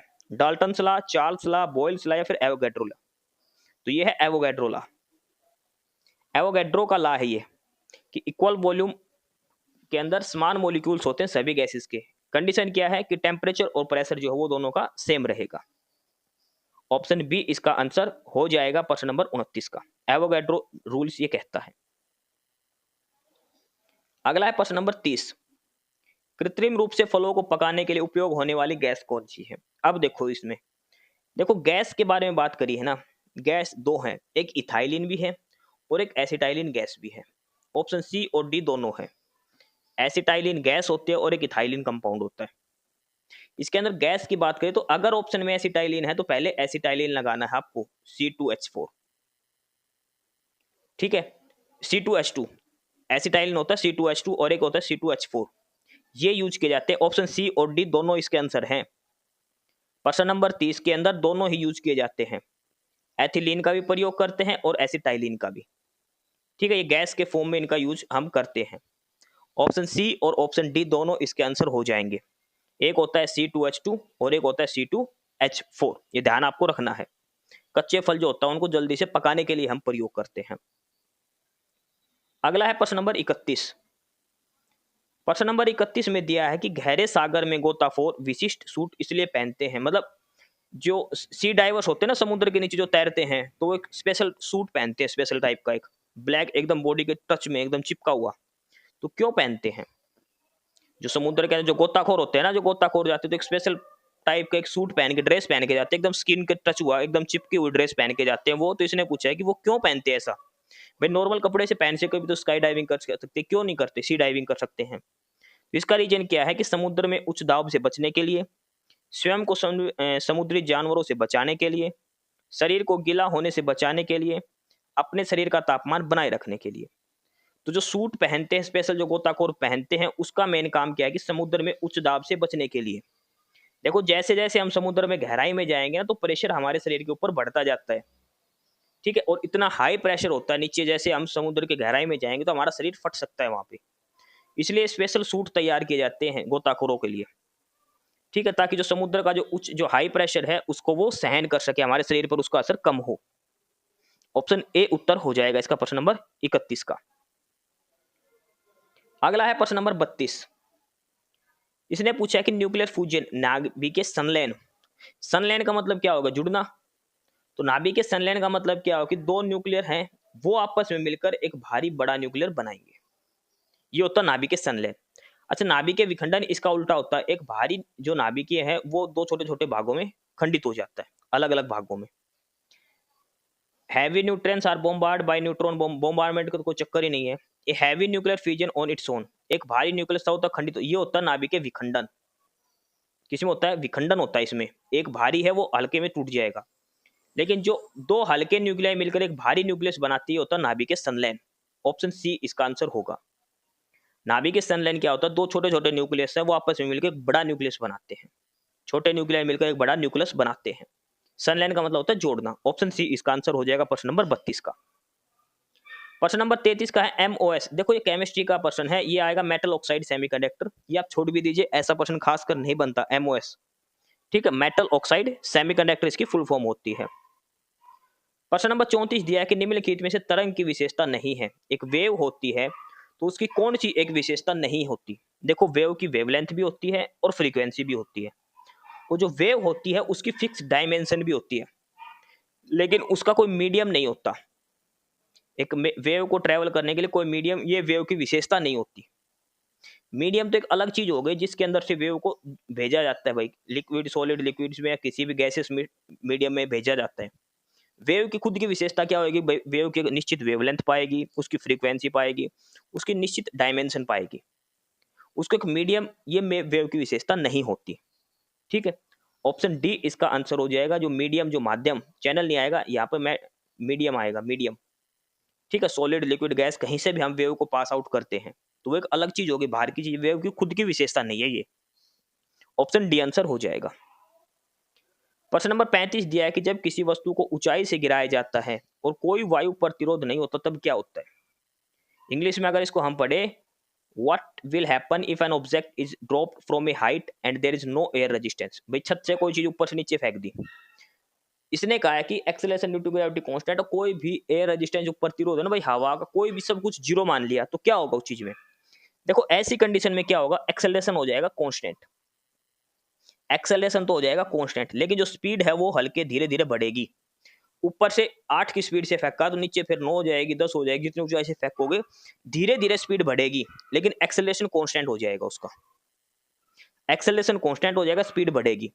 इसलिए स्पीड भी कह रखी है कांस्टेंट स्पीड नहीं आएगा, सिर्फ एक्सेलरेशन कांस्टेंट होगा। एक्सेलरेशन विल इंक्रीज नहीं, वो कांस्टेंट रहेगा acceleration. Speed and acceleration increase नहीं, स्पीड बढ़ेगी, एक्सेलरेशन नहीं बढ़ेगा। स्पीड विल इंक्रीज, हाँ ये सही है, इसकी स्पीड बढ़ेगी और एक्सेलरेशन कांस्टेंट रहेगा। दोनों चीज ध्यान रखनी है, स्पीड इंक्रीज रहेगी और एक्सेलरेशन इसका कांस्टेंट रहेगा। ऑप्शन डी इसका आंसर हो जाएगा। ठीक है, जब किसी वस्तु को जीरो रेजिस्टेंस में फेंकेंगे तो इसकी स्पीड बढ़ेगी और इसका एक्सेलरेशन जो है वो कांस्टेंट हो जाएगा। ऑप्शन डी आंसर हो जाएगा इसका। आगे दिया है प्रश्न नंबर 36, पौधे में निषेचन के फलस्वरूप उत्पन्न एकल क्या कहलाती है? जब फर्टिलाइजेशन होता है पौधे में, जो सिंगल फर्टिलाइजेशन होता है उसमें क्या कहलाता है? वो युग्मज, ओवम, पुष्पज और ओवेरी। कहने का मतलब है कि एक ही पौधा है, उसके अंदर नर जननांग और मादा जननांग दोनों ही है एक ही के अंदर फर्टिलाइजेशन के लिए, तो वो क्या बोलता है? वो जाइकोट बोलते हैं उसको। क्या होता है वो? जाइकोट। ऑप्शन ए इसका आंसर हो जाएगा प्रश्न नंबर 36 का।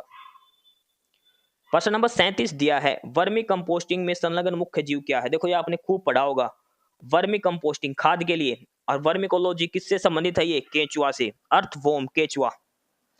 केचुआ को किसान का मित्र भी कहा गया है, ये प्रश्न कई बार पूछा गया है, किसान का मित्र किसे कहते हैं? केचुआ को। ठीक है, वर्मी कंपोस्टिंग होती है खाद बनाने के, जो जमीन में खेतों के लिए, केचुआ आएगा। ऑप्शन ए इसका आंसर हो जाएगा प्रश्न नंबर 37 का। प्रश्न नंबर 38 दिया है कि खालिस्तान वयस्क वैदिक कोशिका का क्लोन किया जाने वाला पहला स्तनपायी है। What was the first mammal to be clone for from an adult stem cell? सबसे पहले किसका क्लोन बनाया गया था? क्लोन का मतलब जो आर्टिफिशियल लैब में तैयार किया हो गया हो, जिसको, ठीक है, पैदा नहीं हुआ हो, लैब में तैयार किया गया उसके जो भी स्टेम सेल से। काउ, डॉग, लैम्ब और रैबिट, तो वो है भेड़, शिप। लैम्ब तो भेड़िया होगा, शिप आएगा, शिप।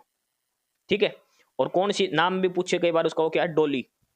डोली नाम की एक भेड़ बनाई गई थी सबसे पहले, क्लोन जो जानवर बनाया गया था, डोली नाम की भेड़ बनाई गई थी। ऑप्शन बी आंसर आ जाएगा इसका प्रश्न नंबर 38 का। भेड़ आएगा, और भेड़ भी कौन सी थी? डोली नाम रखा गया था उसका, जो बनाई गई थी पहली जो क्लोन जिसका बनाया गया था। प्रश्न नंबर 39 है, एग्रोस्टोलॉजी किससे संबंधित है?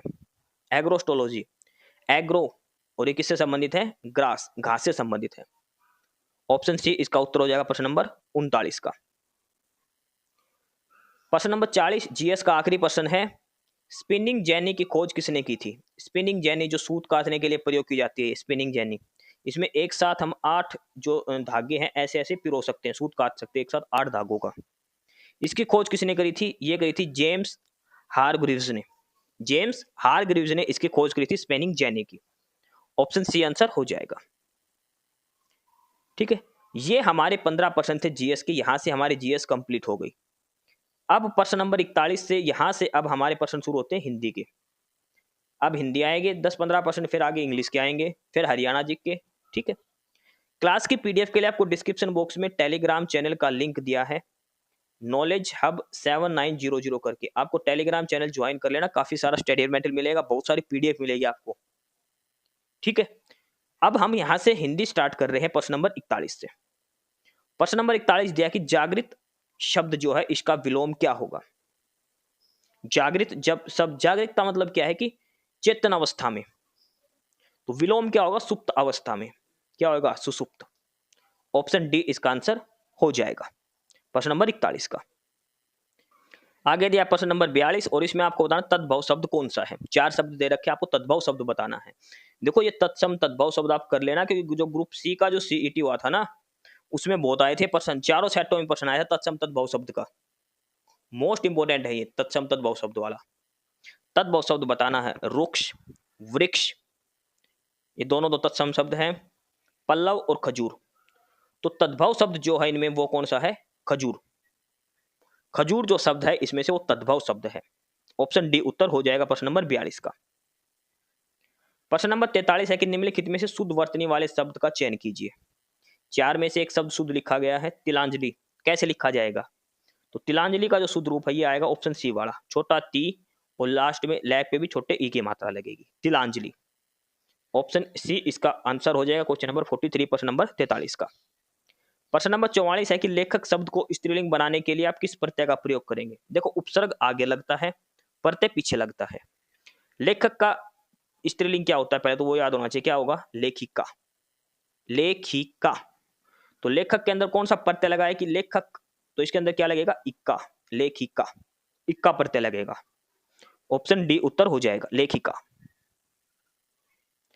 प्रश्न नंबर 45 दिया है निम्नलिखित में से किस विकल्प में सम श्रुत शब्द युग्म का अर्थ भेद सही नहीं है। जैसे कपीश, कपीश हो गया मटमैला, और ये कपीश बड़े ई की मात्रा ये होता है वानरों का राजा, बिल्कुल सही दे रखा है। अभिराम और अविराम, अविराम का मतलब होता है बिना किसी विराम के, यानी कि लगातार। अभिराम का मतलब होता है सुंदर, ये भी सही दे रखा है। अर्घ का अर्थ हो गया सूर्य, और अर्घ होना पूजा का जल जो अर्घ देते हैं वो, ठीक है। तुरंग, तुरंग मतलब गधा, गधा नहीं भाई घोड़ा होता है, तुरंग मतलब घोड़ा होता है। तरंग मतलब विद्युत, तरंग मतलब लहर होती है, क्या होती है लहर। ऑप्शन डी के दोनों गलत दे रखे हैं, तुरंग मतलब घोड़ा और तरंग मतलब लहर होती है। तो इसका क्या अर्थ है, क्या आंसर हो जाएगा, ऑप्शन डी वाला इसके अंदर गलत दिया गया है। सही भेद नहीं, यानी कि इसमें गलत पूछा है कि कौन सा भेद गलत दिया है, तो ऑप्शन डी इसका आंसर हो जाएगा तुरंग और तरंग करके। प्रश्न नंबर 46 है कि यथाशीघ्र में कौन सा समास है। तो यथाशीघ्र में है अव्ययी भावी समास, अव्ययी भावी समास। प्रश्न नंबर 47 है निरक्षर शब्द में कौन सी संधि है। निरक्षर नी, विसर्ग और फिर अक्षर, ठीक है। तो विसर्ग लग गया ना, तो कौन सी संधि आएगी इसमें, विसर्ग संधि। निरक्षर शब्द में कौन सी संधि है, विसर्ग संधि है। नी, नी के पीछे दो विसर्ग फिर अक्षर, विसर्ग संधि आएगी इसके अंदर। प्रश्न नंबर 48 है कि निम्नलिखित में से शुद्ध वाक्य का चयन कीजिए। 4 में से 3 वाक्य गलत है, एक सही है। आपको सही बताना है कौन सा वाक्य है। प्यास से होठ सूख रहा था, सूख रहा था नहीं सूख रहे थे, होठ एक नहीं है दो होठ होते हैं, तो प्यास से होठ सूख रहे थे ऐसे आएगा, तो ये गलत है। बच्चे ने एक काला नाग को मारा, काला नहीं काले नाग को, बच्चे ने एक काले नाग को मारा, काले आएगा काला की जगह, ये भी गलत है। उसने कहा कि मैं 4 भाई हूं, उसने कहा कि मैं नहीं, यहाँ पे क्या आएगा हम। उसने कहा कि हम 4 भाई हैं, हु की जगह क्या आएगा है। हमारे समाज में अनेक कुरीतियां हैं, ये ऑप्शन डी बिल्कुल सही दिया गया है। 4 वाक्य है, इसमें जो चौथा वाक्य है वो बिल्कुल शुद्ध दिया गया है, बाकी तीनों वाक्यों में कोई ना कोई गलती है जो आपको बता दी गई है। इसके बाद आगे है प्रश्न नंबर 49, विद्युत का पर्यायवाची बताओ। विद्युत का, विद्युत, तड़ित, दामिनी, बिजली, तो इसमें क्या दिया है ऑप्शन बी दामिनी। विद्युत का पर्यायवाची क्या आएगा, दामिनी। ऑप्शन बी इसका उत्तर हो जाएगा विद्युत का पर्यायवाची शब्द। प्रश्न नंबर 50 है 3 नदियों का संगम, इसको क्या बोलते हैं। देखो आपने सुना होगा ना जो प्रयागराज का मेला लगता है कुंभ का, तो कहाँ लगता है वो आपने सुना होगा त्रिवेणी संगम। त्रिवेणी संगम, त्रिवेणी का मतलब क्या होता है, जहां 3 नदियों का संगम होता है, त्रिवेणी। ऑप्शन ए इसका उत्तर हो जाएगा प्रश्न नंबर 50 का, त्रिवेणी, 3 नदियों का संगम त्रिवेणी बोलते हैं उसको। तो ये 10 प्रश्न थे हिंदी के, हिंदी के हमने 10 प्रश्न करे हैं। अब इसमें एक चीज ध्यान रखो, देखो वाक्यांश के लिए एक शब्द आता है, समास भी आएगा, तत्पुरुष सॉरी तत्सम तद्भव शब्द भी आएंगे, शुद्ध वाक्य भी आएंगे। तो हिंदी का जो मेन जो टॉपिक है वो आपको जरूर करना है, ठीक है। इसके अलावा आपको पीडीएफ वगैरह के लिए टेलीग्राम चैनल है हमारा नॉलेज हब 7900, वो आपको ज्वाइन करना है। नीचे डिस्क्रिप्शन बॉक्स में टेलीग्राम चैनल का लिंक है, वहाँ पर आपको काफ़ी सारी पीडीएफ मिलेगी। आपको एक बार आप ज्वाइन करके देखिए, काफ़ी सारा स्टडी मटेरियल आप हिस्ट्री में जाके चेक करोगे वहाँ पर फाइल्स में जाके, और वैसे भी नॉर्मल हमने वर्ड की फॉर्म में भी काफ़ी सारा मटेरियल वहाँ पर डाल रखा है, जो स्पेशल हरियाणा सीटी एग्जाम के लिए काफ़ी इंपॉर्टेंट है। हरियाणा जी के हिंदी इंग्लिश हर सब्जेक्ट के हैंड रिटन नोट्स भी वहाँ पर अवेलेबल हैं। अब प्रश्न नंबर 51, और यहाँ से अब हमारी शुरू होती है इंग्लिश। अब हम 10% करेंगे इंग्लिश के, 10 क्वेश्चन आएंगे इंग्लिश के। क्वेश्चन नंबर 51 जो इंग्लिश का पहला प्रश्न है, इसमें दिया है ब्रेवो, वेल डन प्लेस। इसमें जो ब्रेवो वर्ड है ये क्या है? इंटरजेक्शन, वर्ब, एडजेक्टिव या फिर एडवर्ब? तो जो ब्रेवो वर्ड है ये क्या है? इंटरजेक्शन। ब्रेवो वर्ड क्या है? इंटरजेक्शन है, ठीक है। और ब्रेवो किस लिए यूज किया जाता है? सडन फीलिंग के लिए, सडन फीलिंग ऑफ हैप्पीनेस, खुशी को दर्शाने के लिए, ठीक है। एकदम से कोई सडन फीलिंग, उसको bravo, you have done well, तो ये क्या आएगा? इंटरजेक्शन आएगा। ऑप्शन ए इसका आंसर यूज हो जाएगा, इंटरजेक्शन। अगला है 52 में, और ये डायरेक्ट यानी कि नरेशन वाला है। डायरेक्ट स्पीच दिया है, the girl said to her mother, I have been reading since morning. अब इसको देखो, सेड टू को किस में बदल जाएगा? सीधी सी बात है, सबसे पहले किस में बदलेगा? टोल्ड में, ठीक है। आई दे रखा है यहाँ पे गर्ल के लिए, आई का किस में चेंज हो जाएगा? गर्ल फीमेल है तो ये किस में आ जाएगा? सी में आ जाएगा। हैव बीन रीडिंग, कौन सा टेंस है ये? प्रेजेंट परफेक्ट कॉन्टिन्यूअस, किस में चेंज हो जाएगा? पास्ट परफेक्ट कॉन्टिन्यूअस में। ये present perfect continuous past perfect में करेंगे तो ये हैव बीन की जगह क्या आ जाएगा? Had been, had been reading. तो इसका जो प्रॉपर सेंटेंस बनेगा वो किस ऑप्शन के अंदर दिया है? The girl told her mother that she had been reading since morning. Option B इसका आंसर हो जाएगा। 52 का ऑप्शन बी आंसर हो जाएगा इसका। 53 का दिया है, इसमें फिल करना है ऑक्सिलरी वर्ब के साथ। In all probability it blank rain tonight, तो इसमें क्या आएगा? विल, मे, कैन और ओट। ओट तो आएगा नहीं। अब इसमें ऑल प्रोबेबिलिटी के साथ दे रखा है, यानी कि संभावना है पूरी 100% के साथ। इन ऑल प्रोबेबिलिटी दे रखा, ऑल प्रोबेबिलिटी का मतलब है 100% बारिश होगी, तो क्या आएगा? आज रात को will, it will rain tonight, आज रात को बारिश होगी। अगर प्रोबेबिलिटी में डाउट होता तो कैन और मे आता। अगर 50% प्रोबेबिलिटी होती तो कैन, अगर 10% प्रोबेबिलिटी होती तो मे, ठीक है। तो इसमें आएगा विल, ऑप्शन ए इसका आंसर हो जाएगा, विल। अगला है question number 54। Read the sentence and figure out which type of sentence is, कैसा सेंटेंस है ये?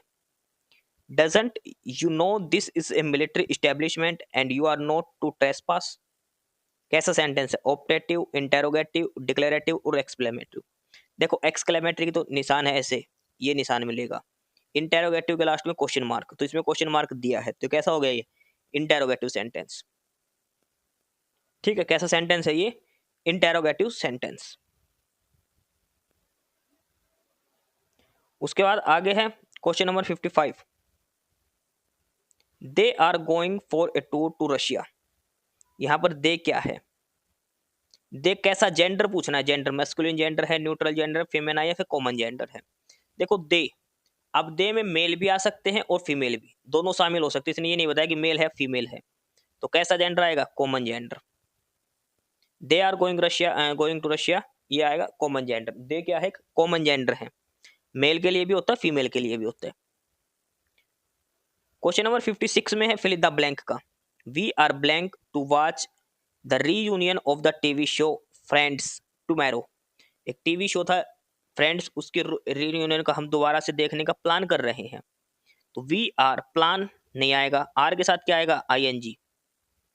भाई प्रेजेंट कॉन्टिन्यूअस टेंस बनेगा तो इज एम आर के साथ वर्ब की फर्स्ट फॉर्म के साथ आईएनजी आएगा, तो we are planning, option B answer हो जाएगा। 57 का है, ये नरेशन का है, फिर से डायरेक्ट स्पीच बनानी है, ये इनडायरेक्ट में दिया है। She said that she would be playing with her kids. अब सी की जगह यहाँ क्या आएगा? आई, सैड का सैड ही रहेगा। सी सैड आई, और वुड बी बना दिया।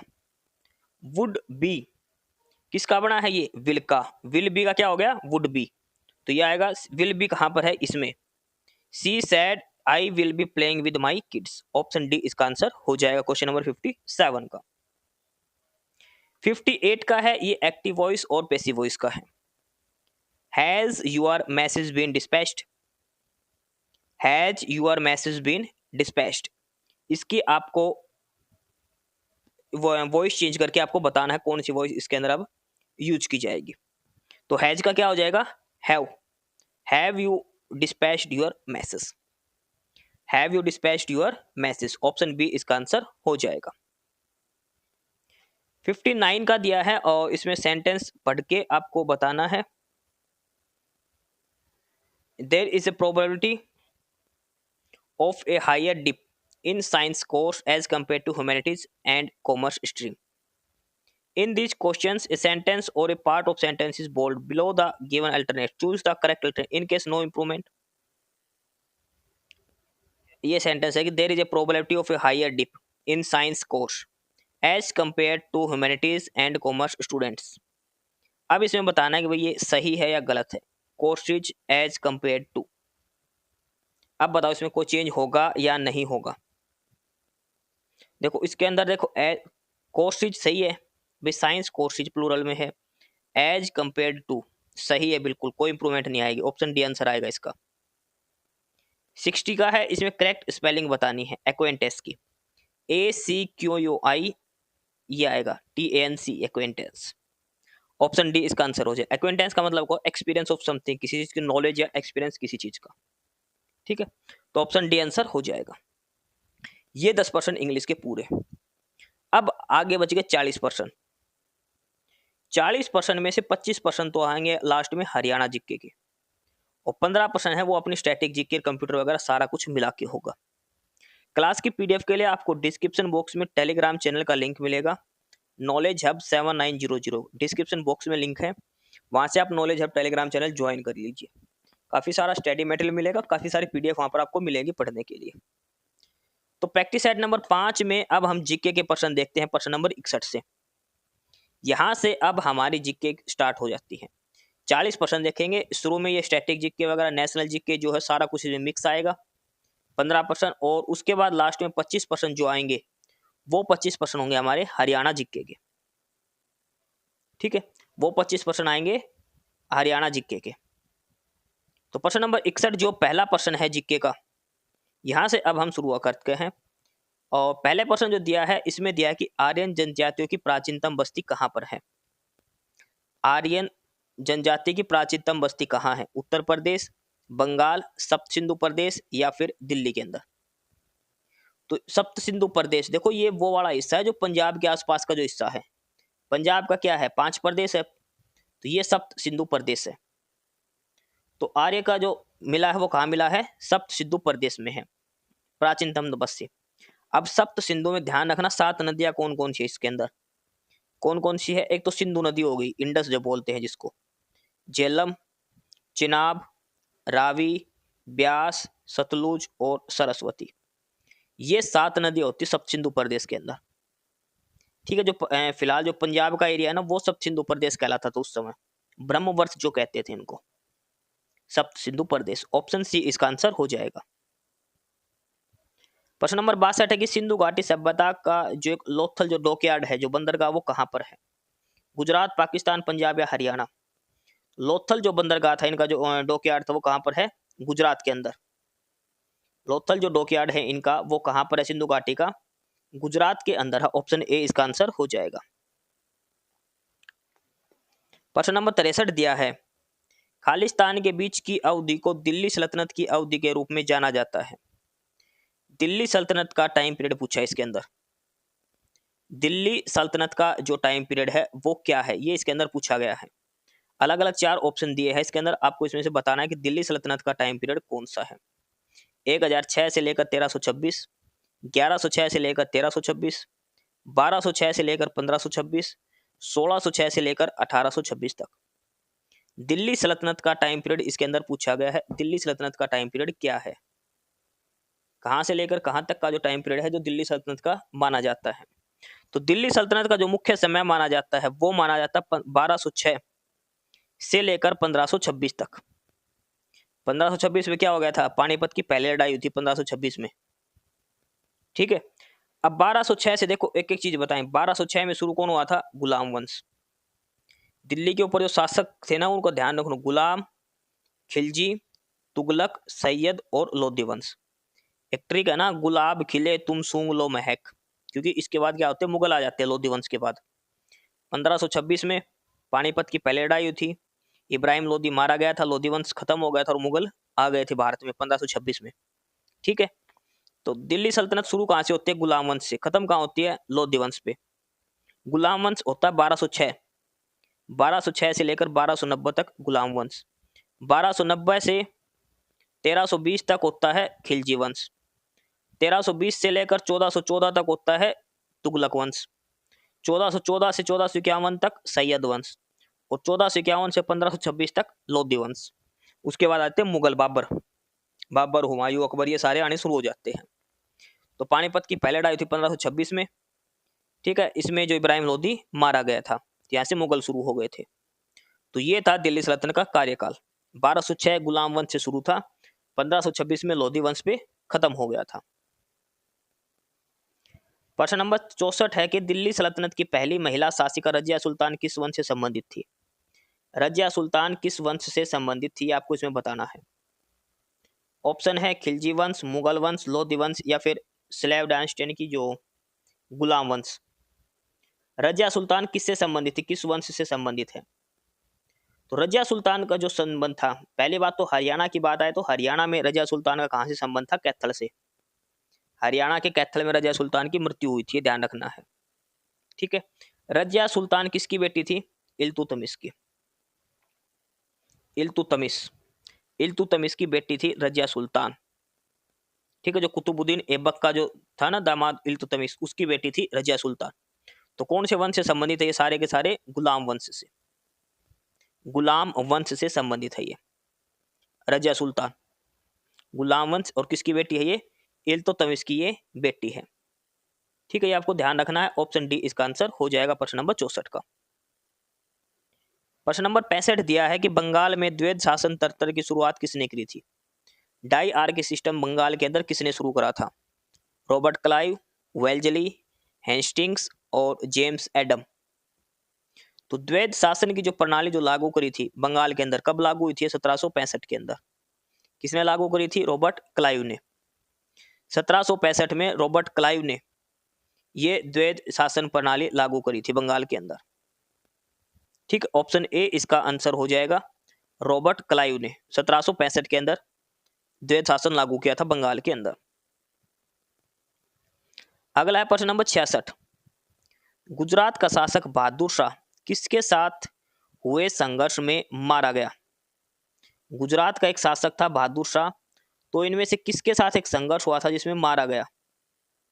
ऑप्शन है डचों के साथ, पुर्तगीज के साथ, इंग्लिश के साथ या फिर फ्रेंच के साथ। ये अलग अलग जो विदेशी शक्ति है उनके बाद ये बात हो रही है। गुजरात का शासक था बहादुर शाह।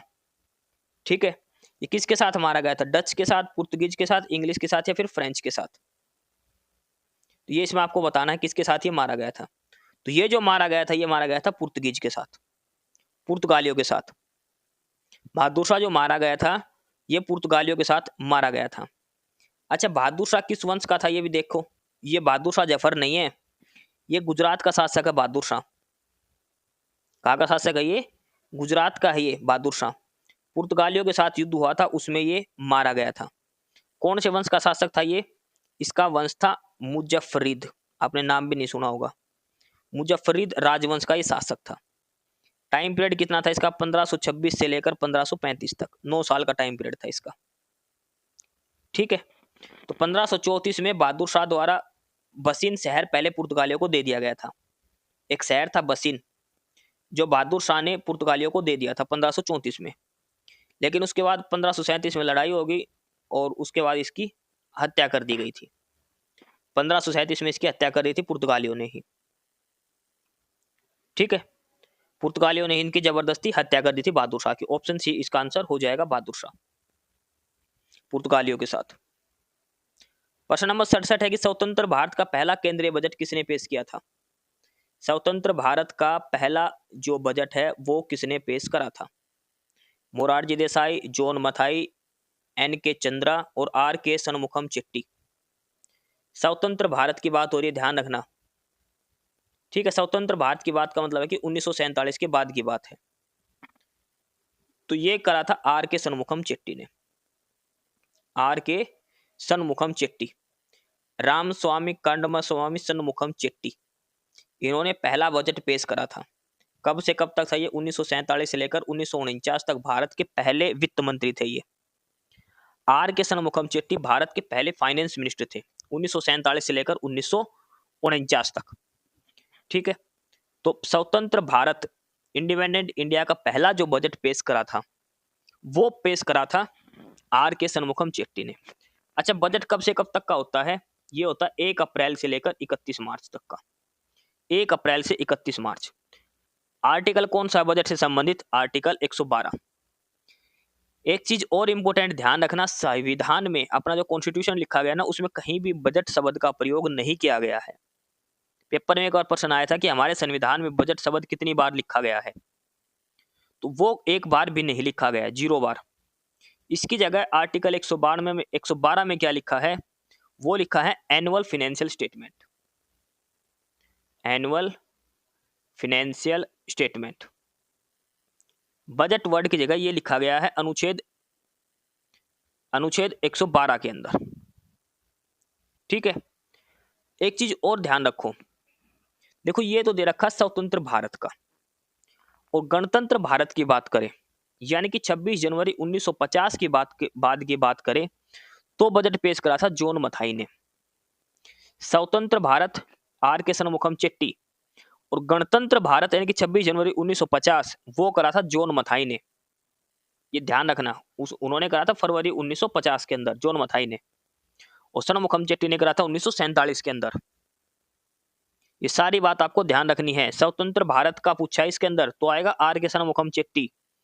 अगर पूछ लेता Republic of India, Republic of India का मतलब है गणतंत्र भारत यानी कि 26 जनवरी 1950 के बाद की बात हो रही है, तो बजट पेश किया था जॉन मथाई ने।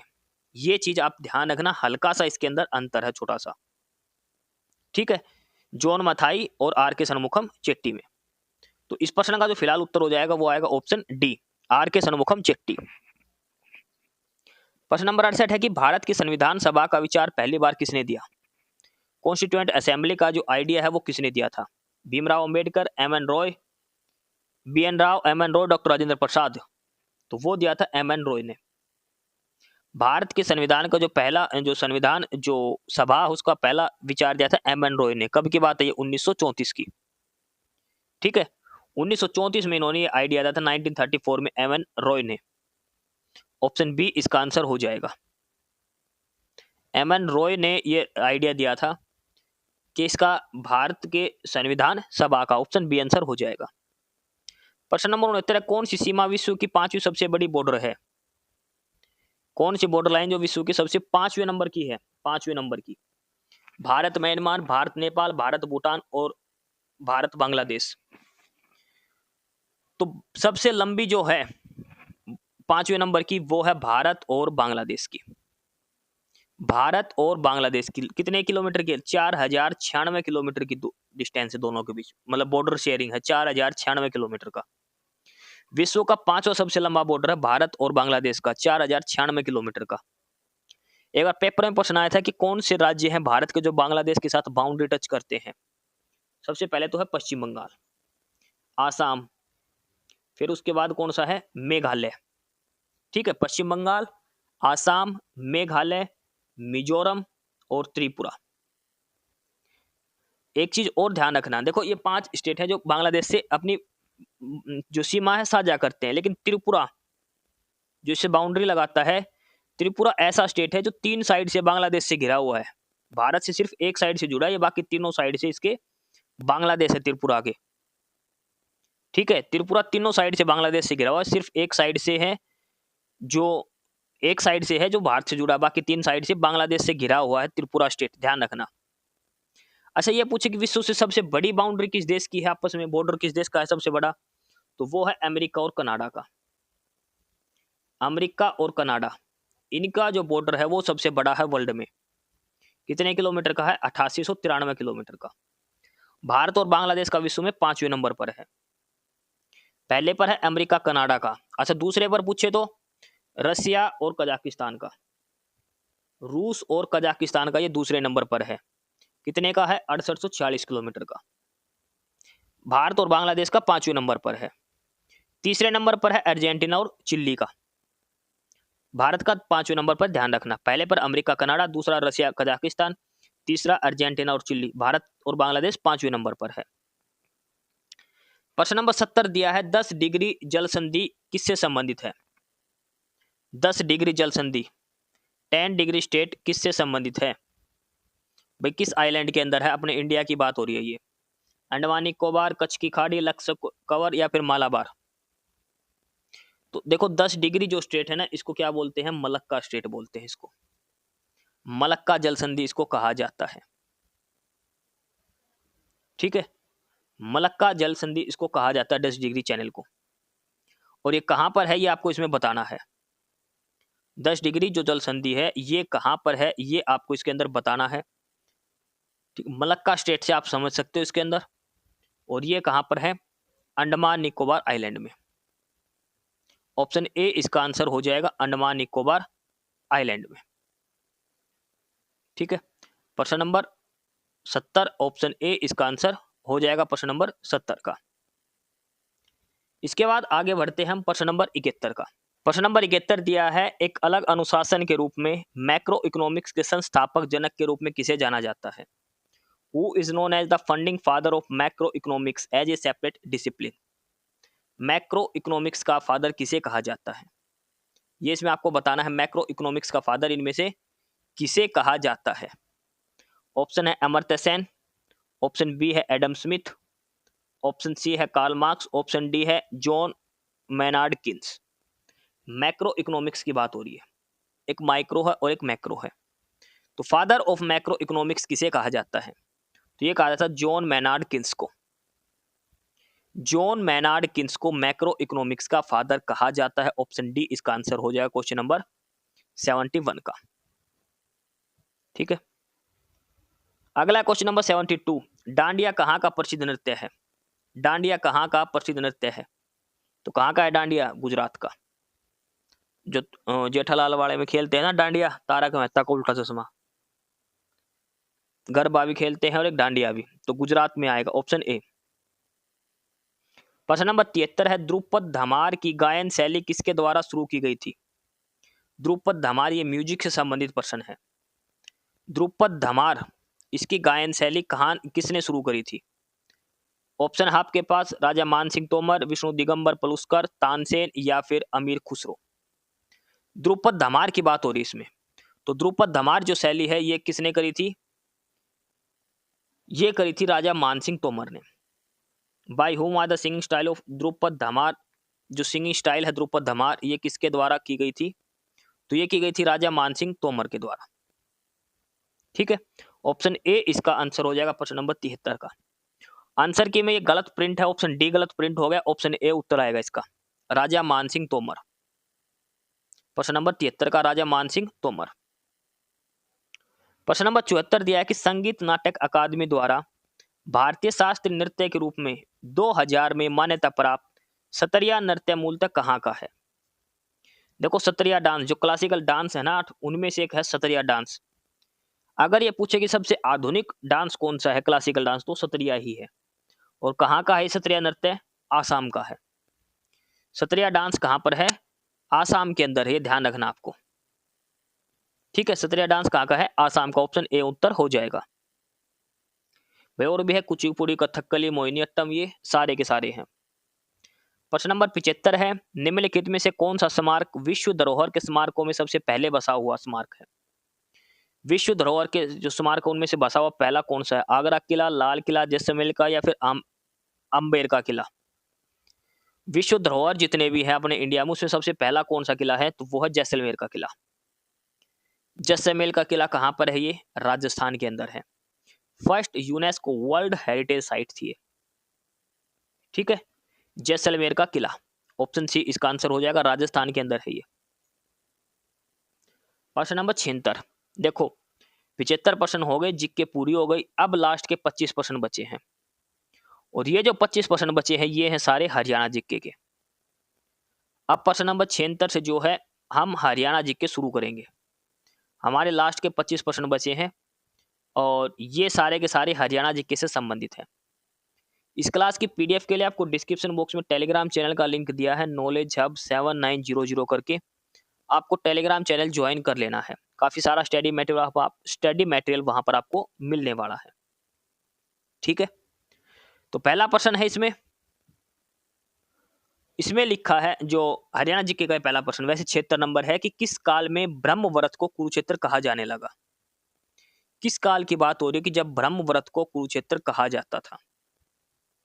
ऑप्शन है, in which period Brahmavarta come to be called as Kurukshetra. ऋग्वैदिक काल, उत्तर वैदिक काल, महाभारत काल, या फिर मौर्य काल। यानी कि ब्रह्मवर्त क्षेत्र को जो कुरुक्षेत्र कहा जाता था, सारे ब्रह्मवर्त क्षेत्र को कुरुक्षेत्र कहा जाता था। ठीक है, तो ये किस में कहा जाता था। तो क्वेश्चन नंबर 76, और इसका जो आंसर हो जाएगा वो आ जाएगा महाभारत काल। ऑप्शन सी, क्योंकि महाभारत का जो युद्ध हुआ था कुरुक्षेत्र के अंदर ही हुआ था। ठीक है, कौरवों और पांडवों के बीच में। तो ऑप्शन सी इसका आंसर हो जाएगा प्रश्न नंबर 76 का। प्रश्न नंबर 77 दिया कि हरियाणा को हरि धान्य का नाम किस विद्वान ने दिया है। हरियाणा को हरि धान्य का नाम किस विद्वान ने दिया है। अब आपके ऑप्शन है, पंडित राहुल संकीर्तन, यदुनाथ सरकार, डॉक्टर HR गुप्ता, या महाराज कृष्णा। हरि धान्य का ये नाम किसने दिया है हरियाणा को। तो ये दिया है राहुल संकीर्त्यान ने। राहुल संकीर्त्यान ने ये नाम दिया है हरियाणा को। ऑप्शन ए इसका उत्तर हो जाएगा प्रश्न नंबर 77 का। प्रश्न नंबर 78 का कि अकबर का पुत्र जहांगीर किस वर्ष मुगल साम्राज्य का शासक बना। जहांगीर जो है भाई, अकबर का जो बेटा, अकबर के बाद शासक कुर्सी पर कौन बैठा था, जहांगीर बैठा था। जहांगीर कब बना था, ये बना था अकबर की मृत्यु के बाद। अब आपके ऑप्शन है 1701, 1605, 1598 या फिर 1588। तो ये बना था 1605 के अंदर। कब बना था, 1605 के अंदर। अकबर की मृत्यु के बाद जहांगीर बैठा था, और कब बना था, 1605 के अंदर बना था। ठीक है, ऑप्शन बी इसका आंसर हो जाएगा। प्रश्न नंबर 29 है कि राय बहादुर मुरलीधर ने कांग्रेस की शाखा कहां स्थापित करी थी। लाला राय बहादुर मुरलीधर है, इन्होंने कांग्रेस की स्थापना जो शाखा है वो हरियाणा में कहां पर करी थी। जींद, महेंद्रगढ़, हिसार, या फिर अंबाला। इन्होंने 1886 में करी थी कांग्रेस की स्थापना। कहां पर करी थी, अंबाला डिस्ट्रिक्ट के अंदर। ठीक है, अंबाला डिस्ट्रिक्ट के अंदर इन्होंने कांग्रेस की स्थापना करी थी। 1886 की बात है। और 1884 में लाला लाजपत राय जो है वो रोहतक आए थे। 1884 में लाला लाजपत राय जो है वो रोहतक आए थे, ये आपको ध्यान रखना है। 1884 में लाला लाजपत राय रोहतक आए थे। उन्हीं से प्रभावित होकर 1886 में लाला राय बहादुर मुरलीधर ने अंबाला के अंदर कांग्रेस की स्थापना करी थी। ऑप्शन डी उत्तर हो जाएगा। प्रश्न नंबर 80 दिया है कि हरियाणा में किस मृदा सुधार के लिए शुष्क भूमि कृषि प्रणाली को बढ़ावा दिया जाता है। हरियाणा में किस मृदा सुधार के लिए शुष्क भूमि कृषि प्रणाली को बढ़ावा दिया जाता है। कौन सी प्रकार की मिट्टी को बढ़ावा देने के लिए ड्राई लैंड फार्मिंग सिस्टम किया जाता है। बहुत हल्की मिट्टी, मध्यम मिट्टी, हल्की मिट्टी, या आमतौर पर भारी मिट्टी। तो कौन सी प्रकार, किस प्रकार की मिट्टी जो है जिसको बढ़ाने के लिए स्टेट गवर्नमेंट ने ड्राई लैंड फार्मिंग को प्रमोट किया है। ठीक है, तो इसका जो आंसर हो जाएगा वो आ जाएगा option A, extremely light soil, बहुत हल्की मिट्टी। ऑप्शन ए इसका उत्तर हो जाएगा प्रश्न नंबर 80 का। प्रश्न नंबर 81 है कि करनाल की प्रसिद्ध झील का क्या नाम है। तो करनाल में कौन सी झील है, कर्ण झील। कर्ण झील कहाँ है, करनाल के अंदर। ऑप्शन बी इसका उत्तर हो जाएगा। प्रश्न नंबर 82 है कि भिंडावास वन्य जीव अभ्यारण्य में कौन सा जानवर नहीं देखा जा सकता। भिंडावास वन्य जीव अभ्यारण्य में कौन सा जानवर नहीं देखा जा सकता। इनमें से ऐसा कौन सा जानवर जो भिंडावास वन्य जीव अभ्यारण्य में नहीं मिलता। ऑप्शन है भूरा हंस, दूसरा है लाल जंगली मुर्गा, तीसरा है रेड बुलबुल, चौथा है किंगफिशर। भिंडावास वन्य जीव अभयारण्य में इनमें से कौन सा एक जानवर है जो नहीं मिलता है, पक्षी है, इनमें से कौन सा नहीं मिलता? तो वो क्या है? लाल जंगली मुर्गा। लाल जंगली मुर्गा ये भिंडावास में नहीं मिलता है। प्रश्न नंबर 83 है, निम्नलिखित में से कौन सा प्याज का प्रमुख उत्पादक जिला है? प्याज हरियाणा में कहां पर होती है? तो एक गुड़गांव में भी होती है, पानीपत में भी, सोनीपत में भी। ऑप्शन डी इसका उत्तर हो जाएगा प्रश्न नंबर 83 का। प्रश्न नंबर 84 है कि पंचकुला किसके लिए फेमस है? घड़ियों के लिए, इलेक्ट्रॉनिक्स के लिए, बर्तन के लिए, या फिर धूप का चश्मा? तो पंचकुला फेमस है इलेक्ट्रॉनिक्स के लिए। पंचकुला फेमस किसकी चीज के लिए है? इलेक्ट्रॉनिक्स के लिए है। ऑप्शन सी उत्तर हो जाएगा। प्रश्न नंबर 85 दिया है कि इनमें से कौन सा कथन सही है? 4 स्टेटमेंट दे रखे, आपको बताने कौन सी सही है। हरियाणा देश का एकमात्र राज्य है जिसने सरकारी कार्यालयों में अनिवासी CFL का प्रयोग आवश्यक कर दिया है। दूसरा है कि हरियाणा सरकार ने 2014 से 500 वर्ग या उससे अधिक भूमि पर बने होटल, तकनीकी और व्यावसायिक शैक्षणिक संस्थानों पर सौर ऊर्जा को स्थापित करना अनिवार्य कर दिया। ये भी सही है और ये भी सही है। ठीक है, ये CFL ये बायोमेट्रिक अटेंडेंस वाले से संबंधित था। हरियाणा में बंजर भूमि को सौर ऊर्जा में स्थापित करने के लिए पट्टे पर भूमि उपलब्ध करवाए, ये भी सही। ऑप्शन डी उत्तर हो जाएगा। तीनों ही स्टेटमेंट इसमें सही दी गई है प्रश्न नंबर 85 के अंदर। ठीक है, इसके बाद आ गया प्रश्न नंबर 86। हरियाणा सरकार द्वारा नरेला कुंडली मेट्रो मार्ग को कब मंजूरी दी गई है? नरेला से लेकर कुंडली की जो मेट्रो रेल है उसको मान्यता कब दी गई है? तो उसको मान्यता की दी गई थी 1 जून 2017 को। ऑप्शन सी उत्तर हो जाएगा इसका। प्रश्न नंबर 87 है, हरियाणा की लोकसभा की जो आरक्षित सीट वो कौन सी? देखो 10 सीट है हरियाणा में लोकसभा की, इसमें से 2 आरक्षित सीट है, एक अम्बाड़ा और दूसरी सिरसा। सिरसा और अम्बाड़ा। ऑप्शन सी उत्तर हो जाएगा, A एंड B बोथ। 2 आरक्षित सीट है, अम्बाड़ा और सिरसा। प्रश्न नंबर 88 है कि हरियाणा सरकार द्वारा किस वर्ष विशेष जांच एजेंसी का नाम बदलकर राज्य सतर्कता ब्यूरो कर दिया है? स्टेट विजिलेंस ब्यूरो कर दिया है हरियाणा, एक स्पेशल इन्वेस्टिगेशन एजेंसी का नाम बदलकर। तो ये नाम कब बदला गया था, ये इसके अंदर पूछा गया है। किस साल ये नाम बदलकर स्टेट विजिलेंस ब्यूरो कर दिया गया था, ये इसके अंदर पूछा गया है। ऑप्शन है 1967, 1978, 1970, 1972। स्टेट विजिलेंस ब्यूरो ये नाम कब किया गया था? तो स्टेट विजिलेंस ब्यूरो जो नाम कर दिया गया था हरियाणा ने, ये किया था 1978 के अंदर, 1978 के अंदर स्टेट विजिलेंस ब्यूरो। अच्छा, इस स्टेट विजिलेंस ब्यूरो का नाम भी बदल दिया था, क्या कर दिया था? Anti corruption bureau. Anti corruption bureau इसका नाम कर दिया गया था। वो कब किया गया था? 2003 के अंदर। स्टेट विजिलेंस ब्यूरो है ये तो नाम कर दिया गया था 1978 के अंदर। उसके बाद 2003 के अंदर इसका नाम कर दिया था state vigilance and anti corruption bureau. ये चीज आपको इसके अंदर ध्यान रखनी है। ठीक है, state vigilance and anti corruption bureau 2003 के अंदर ये नाम इसका कर दिया गया था। प्रश्न नंबर 89 है, हरियाणा में जल संरक्षण एवं जल संचय योजना कब शुरू की गई थी? वाटर कंजर्वेशन जो मिशन है हरियाणा सरकार के अंदर, ये कब शुरू किया गया था? 2015, 16, 16, 17, 17, 18 या 18, 19? देखो, एक वाटर कंजर्वेशन मिशन चलाया था पहले, ये तो चलाया था 2001 के अंदर खाली वाटर कंजर्वेशन, और ये है water conservation and water harvesting scheme. Water conservation and water harvesting scheme ये कब किया गया था? तो ये किया गया था 2016-17 के अंदर। ऑप्शन बी उत्तर हो जाएगा। ठीक है, ऑप्शन बी उत्तर हो जाएगा प्रश्न नंबर 89 का, 2016-2017। प्रश्न नंबर 90 दिया है, राष्ट्रीय मस्तिष्क अनुसंधान सेंटर कहां पर है? नेशनल ब्रेन रिसर्च इंस्टीट्यूट कहां पर है? तो ये कहां पर है? गुड़गांव के अंदर। ऑप्शन डी उत्तर हो जाएगा। 91 की कौन सा त्योहार हरियाणा का नहीं है? होली भी है, बैसाखी भी, लोहड़ी, ओणम नहीं है। ओणम कहाँ का है? केरल का है।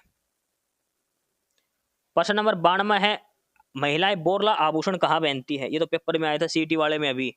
बोरला कहां पर पहनते हैं? माथे पर। बोरला कहां लगाया था? माथे पर, सिर। Option C. प्रश्न नंबर 93 है, 24सी चबूतरा कहां पर है? ये है मैम के अंदर, रोहतक मैम के अंदर 24सी चबूतरा। प्रश्न नंबर 94 है कि जल महल कहाँ है? जल महल है नारनौल हरियाणा, नारनौल महेंद्रगढ़ के अंदर। ऑप्शन ए उत्तर हो जाएगा। प्रश्न नंबर 95 है कि हरियाणा के किस स्थान को लघु हरिद्वार कहा गया है? लघु हरिद्वार, और ये कहा गया पांडु पिंडारा। कहाँ पर है ये? जींद के अंदर। जींद के अंदर जो पांडु पिंडारा है इसको लघु हरिद्वार कहा गया है। प्रश्न नंबर 96 की हरियाणा का कालिदास के रूप में किसे जाना जाता है? हरियाणा के कालिदास के रूप में तो वो है दीपचंद बैमन को। दीपचंद बैमन, ऑप्शन ए उत्तर हो जाएगा। प्रश्न नंबर 97 हरियाणा विद्यालय शिक्षा बोर्ड यानी जो भिवानी के अंदर इसकी स्थापना कब हुई थी? तो इसकी स्थापना हुई थी 1969 में, 1969 के अंदर। प्रश्न नंबर 98 की हरियाणा का राज्य खेल। देखो इंडिया की बात करें स्टेट जो नेशनल खेल हमारा वैसे तो कुछ भी नहीं है ऑफिशियली, लेकिन वैसे मानते हैं हॉकी, इंडिया की बात हो रही है। और हरियाणा की करें तो हरियाणा का क्या आएगा? हरियाणा का आएगा कुश्ती। कबड्डी मत कर देना, बस बच्चे यहाँ गलती करते हैं। कबड्डी मत कर देना, कबड्डी प्रो लीग देख के। कुश्ती आएगा हरियाणा का राज्य के खेल, कुश्ती। प्रश्न नंबर 99 हेनसांग किसके शासनकाल में भारत आया था? तो यह आया था हर्षवर्धन के काल में। हेनसांग ने एक पुस्तक लिखी थी सीयू की, हर्षवर्धन के शासनकाल में आया था ये। प्रश्न नंबर 100 आखिरी प्रश्न है कि हरियाणा महिला समृद्धि योजना किससे संबंधित है? मतलब किस जाति से संबंधित, किस जाति की महिलाओं से संबंधित है? तो यह है अनुसूचित जाति की महिलाओं से संबंधित है।